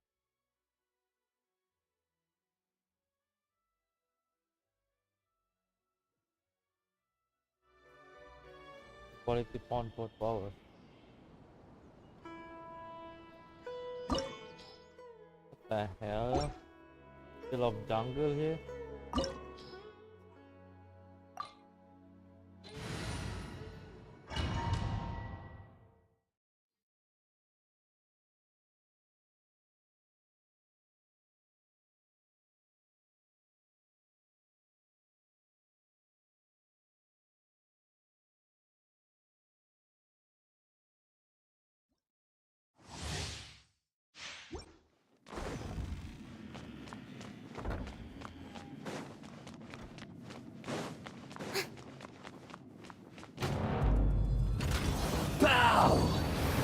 Ignore me, worm!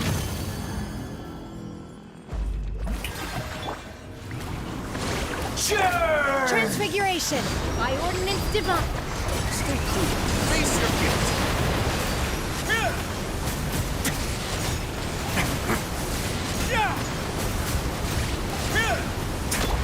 Covenant of the Deep!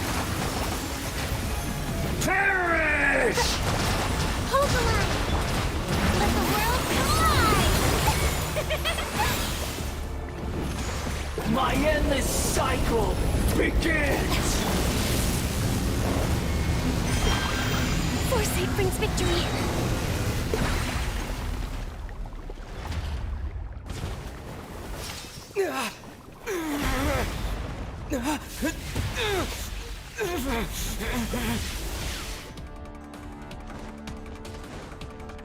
A thousand eons, mine to dominate!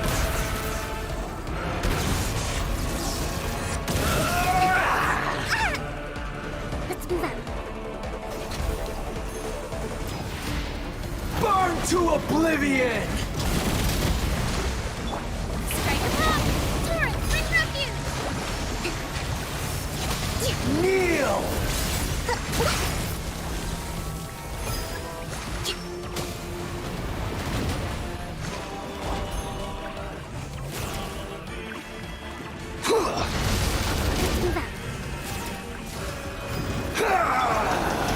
Shower me with praise! Time to shine!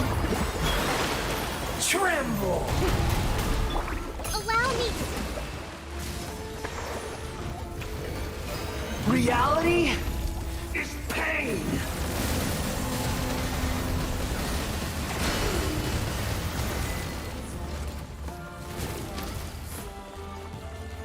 Good riddance, cruel world!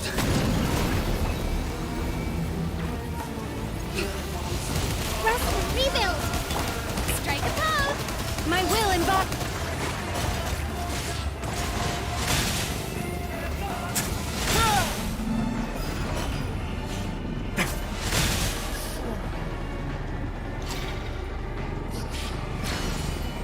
Not possible.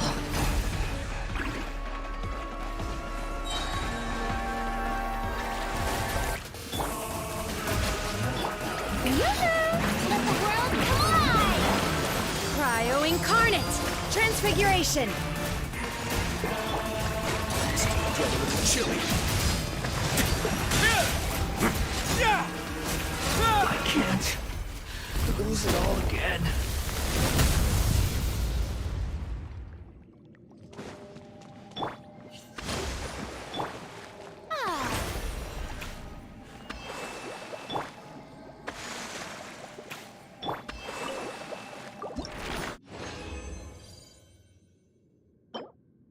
Damn.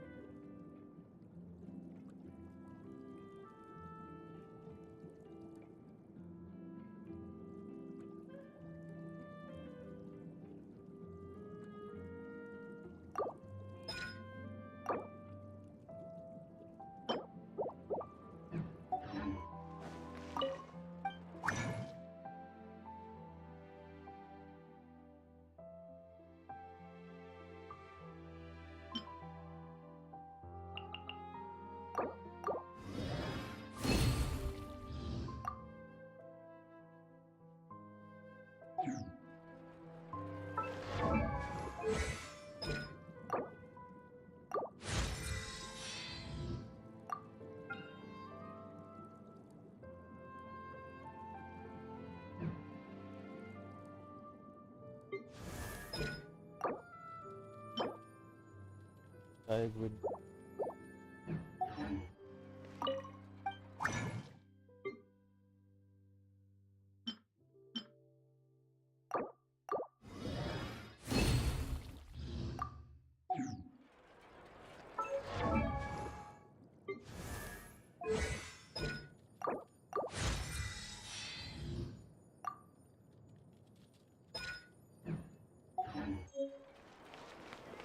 Strike a pose!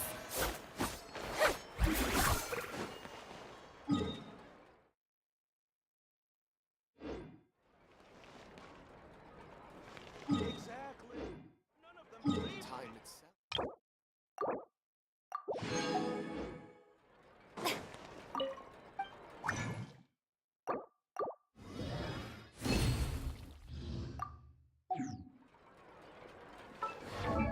Artifaknya oke.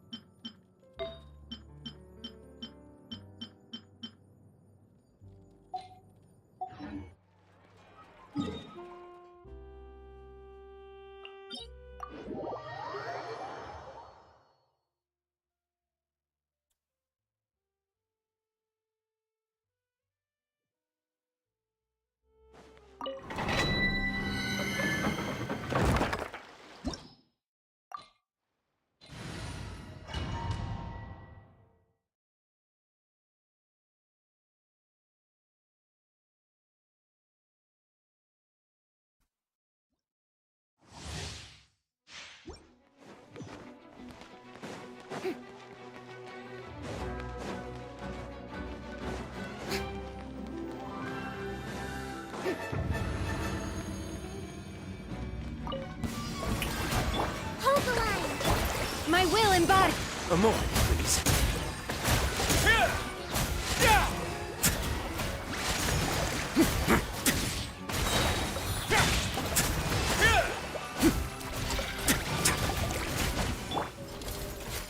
Let my name echo in song!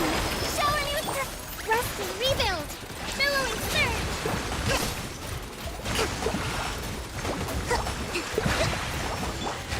By ordinance divine. Let's begin. Stay cool. Face your guilt.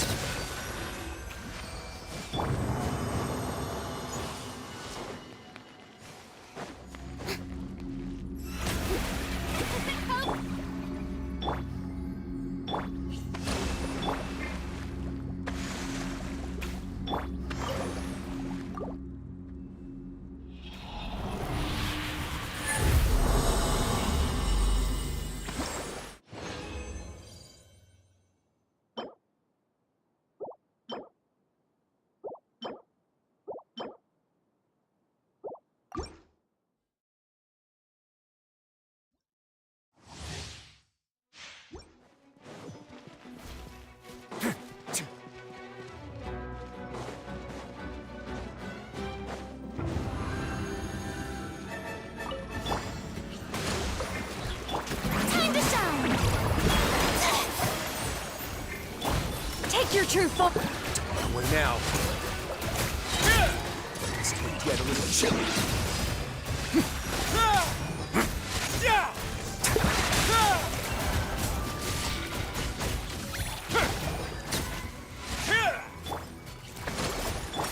Strike a pose! Let my name echo in song! Taurus, bring refuge!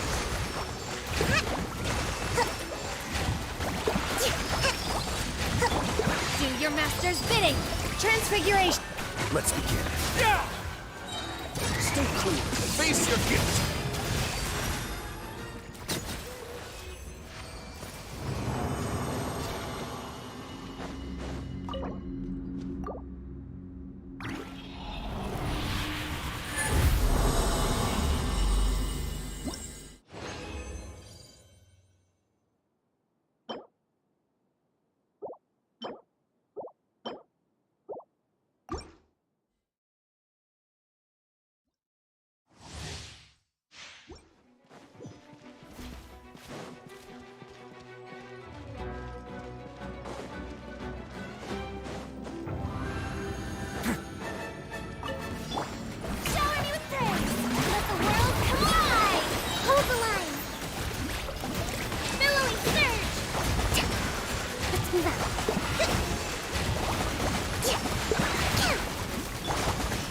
truth, Bob. A moment, please. Have a safe trip. Time to shine! Yoo-hoo! Covenant of the Deep! Ha! Uphill battle! By ordinance divine, my will embodied.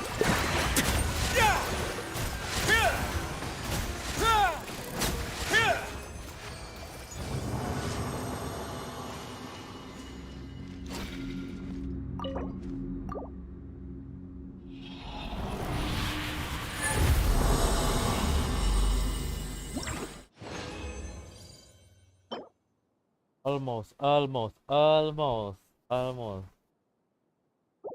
I said we got that, man.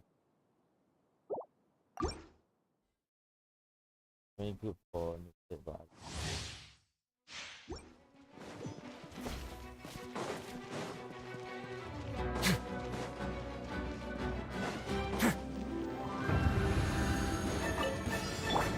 Strike a pose!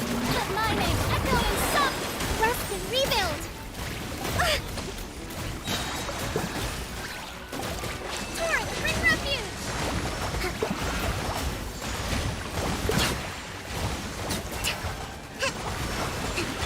Transfiguration. Way now. This is getting a little chilly.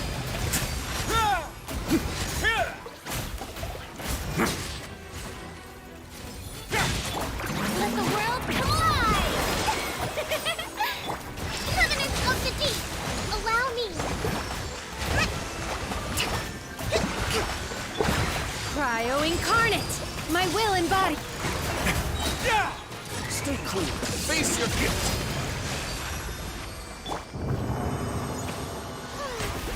The show begins!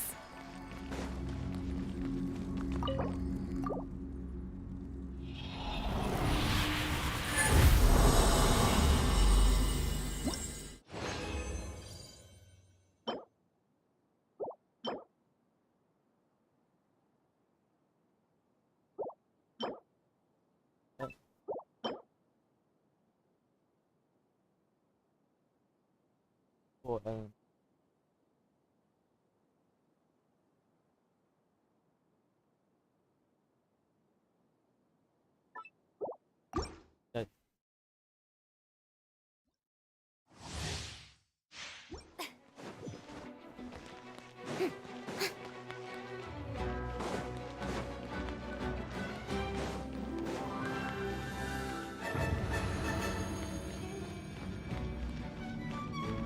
Yoo-hoo! Hold the line! Transfiguration.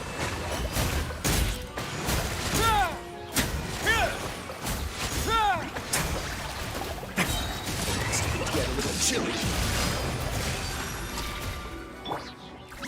A brash maneuver! Billowing surge! Allow me! Let my name echo and shower me with praise! By ordinance divine, take your truth.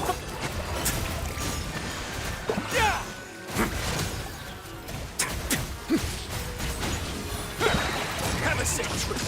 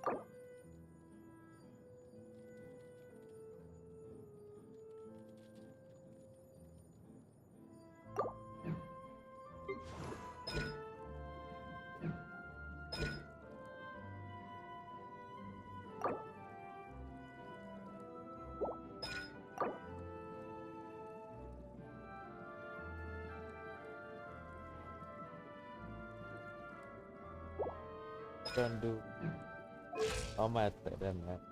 What bother it? I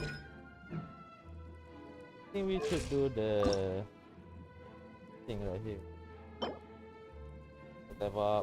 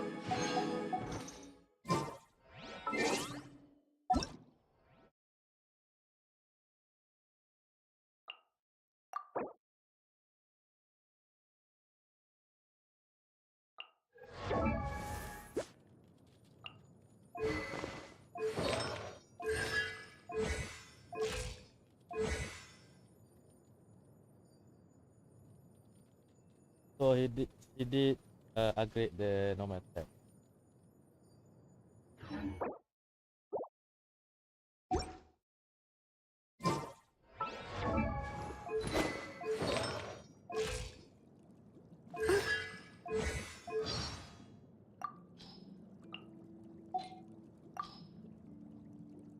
Someone recently recommended me to try surfing, so I went and gave it a shot.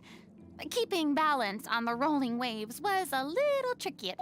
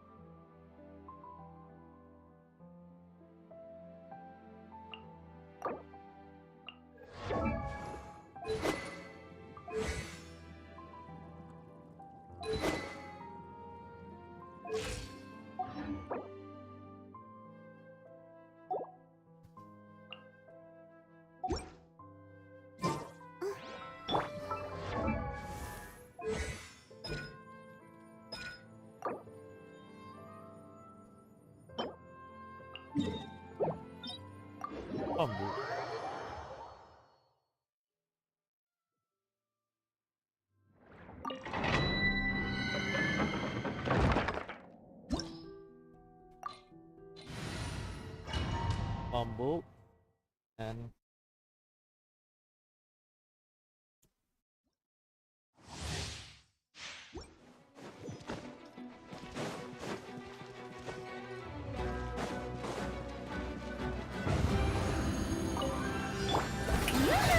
Hold the line! Time to shine! Transfiguration! Let's begin.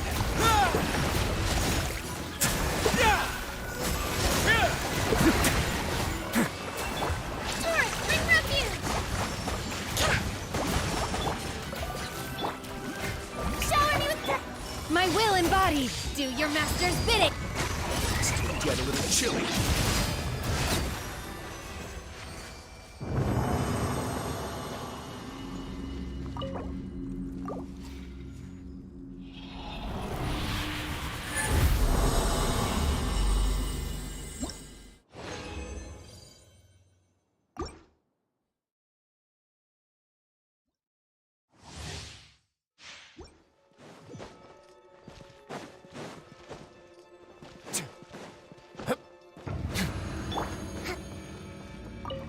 Rest and rebuild! Strike a pose! Let lightning echo and song! Take your true form! A moment, please.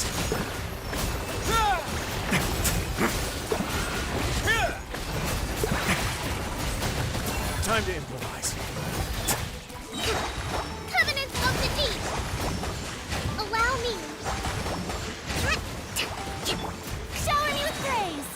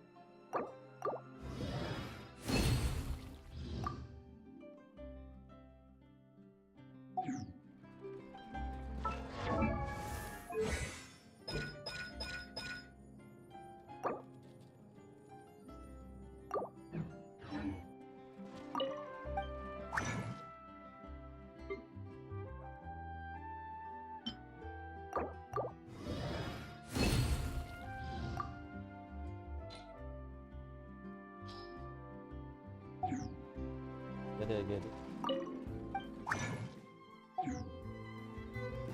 So I have to choose whether should I upgrade this.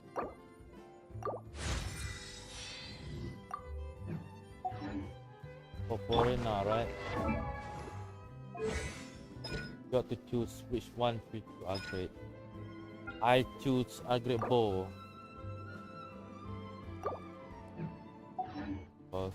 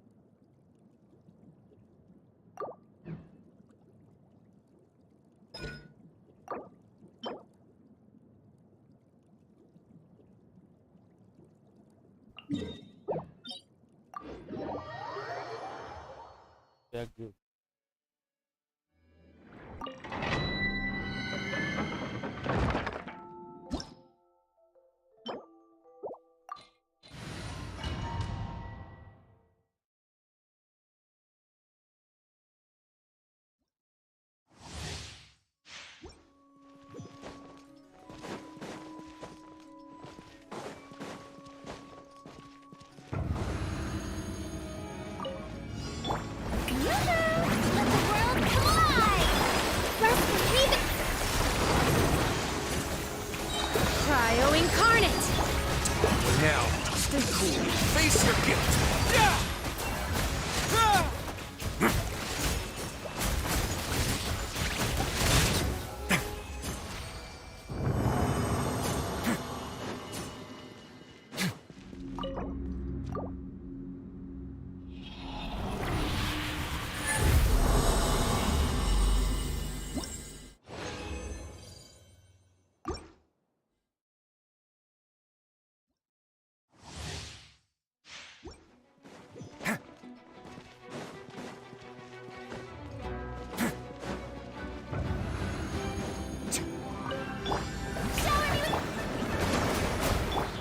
My will embodied! A moment, please.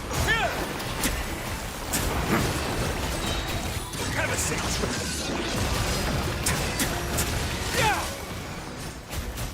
Let my name echo in song! Billowing surge! Let's move out. Strike a pose! Let's begin.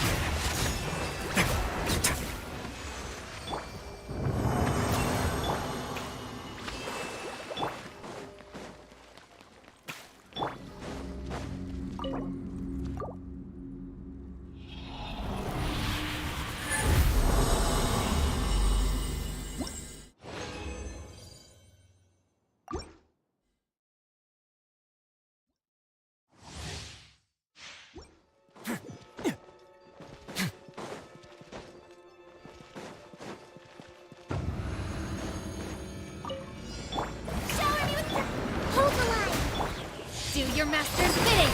Take your true form! Now, stay cool. Face your guilt.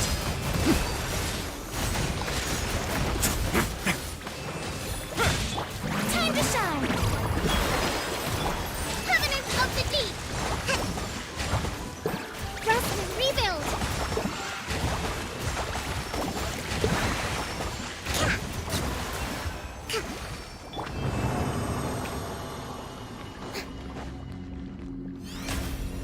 May I present?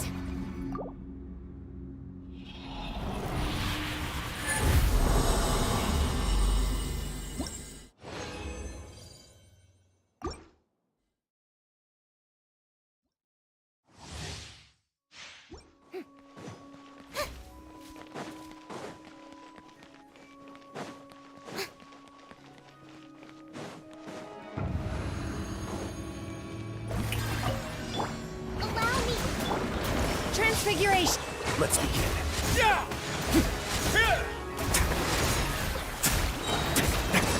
Get a little chilly. Let the world collide! Billowing surge! Rest and rebuild! My will embodied! Now.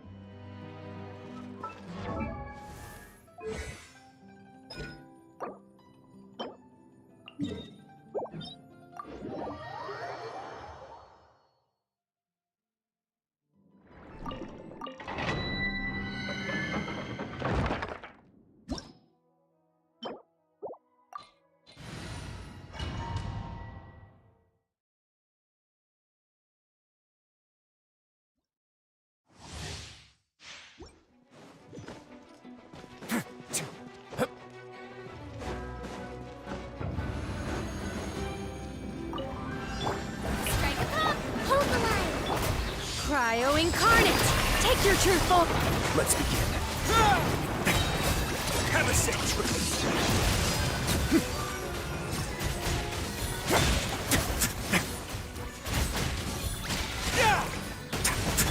Let my name echo in song! Yoo-hoo! Turret, bring refuge!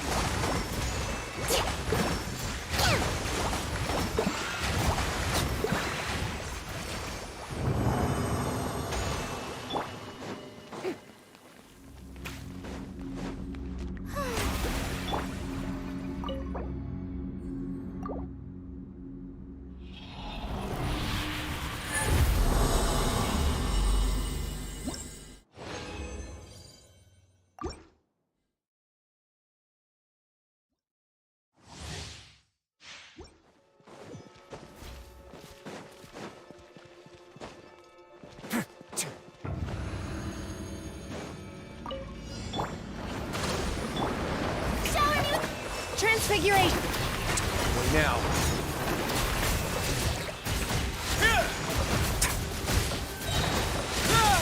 Stay cool. Face your guilt. Let the world collide! Billowing surge! Rest and rebuild!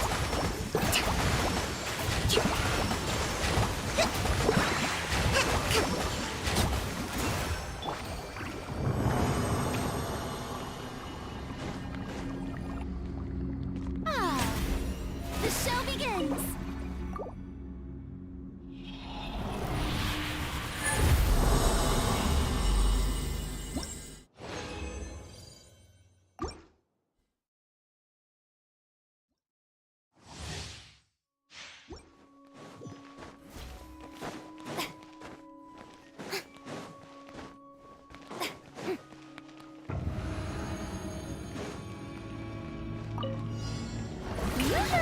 Hold the line!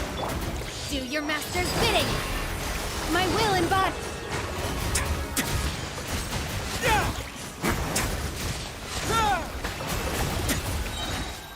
Have a safe trip. Time to shine! Strike a pop! Covenant of the Deep!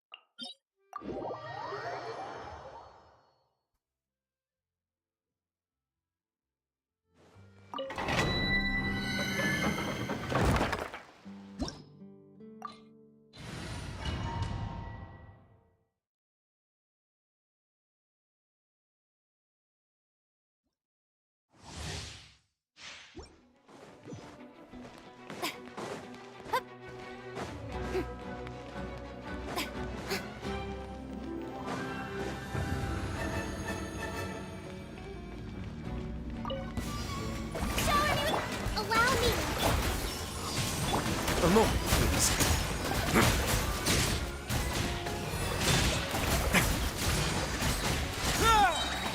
Stay cool. Face your guilt. Let the world collide! Billowing surge! About that hold the line!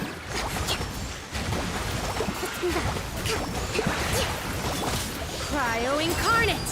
Transfiguration! Wait now.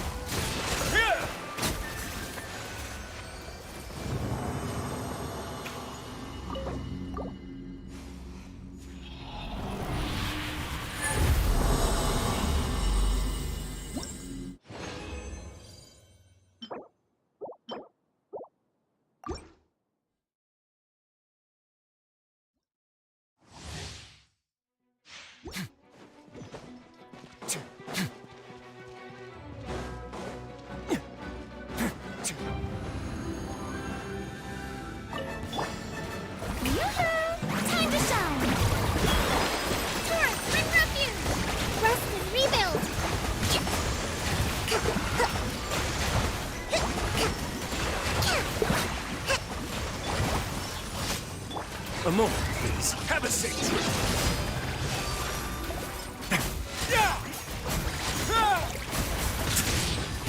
Let the world collide! Permanence of the deep!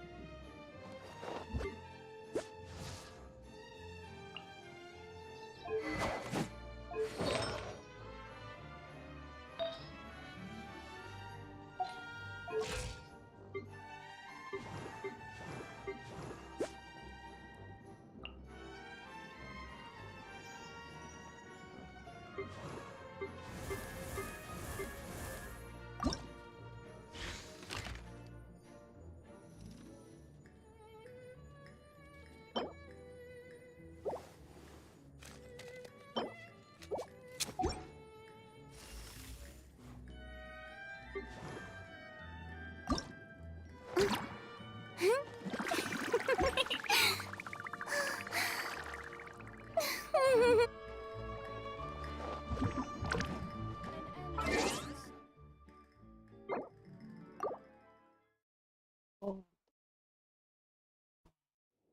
Yeah.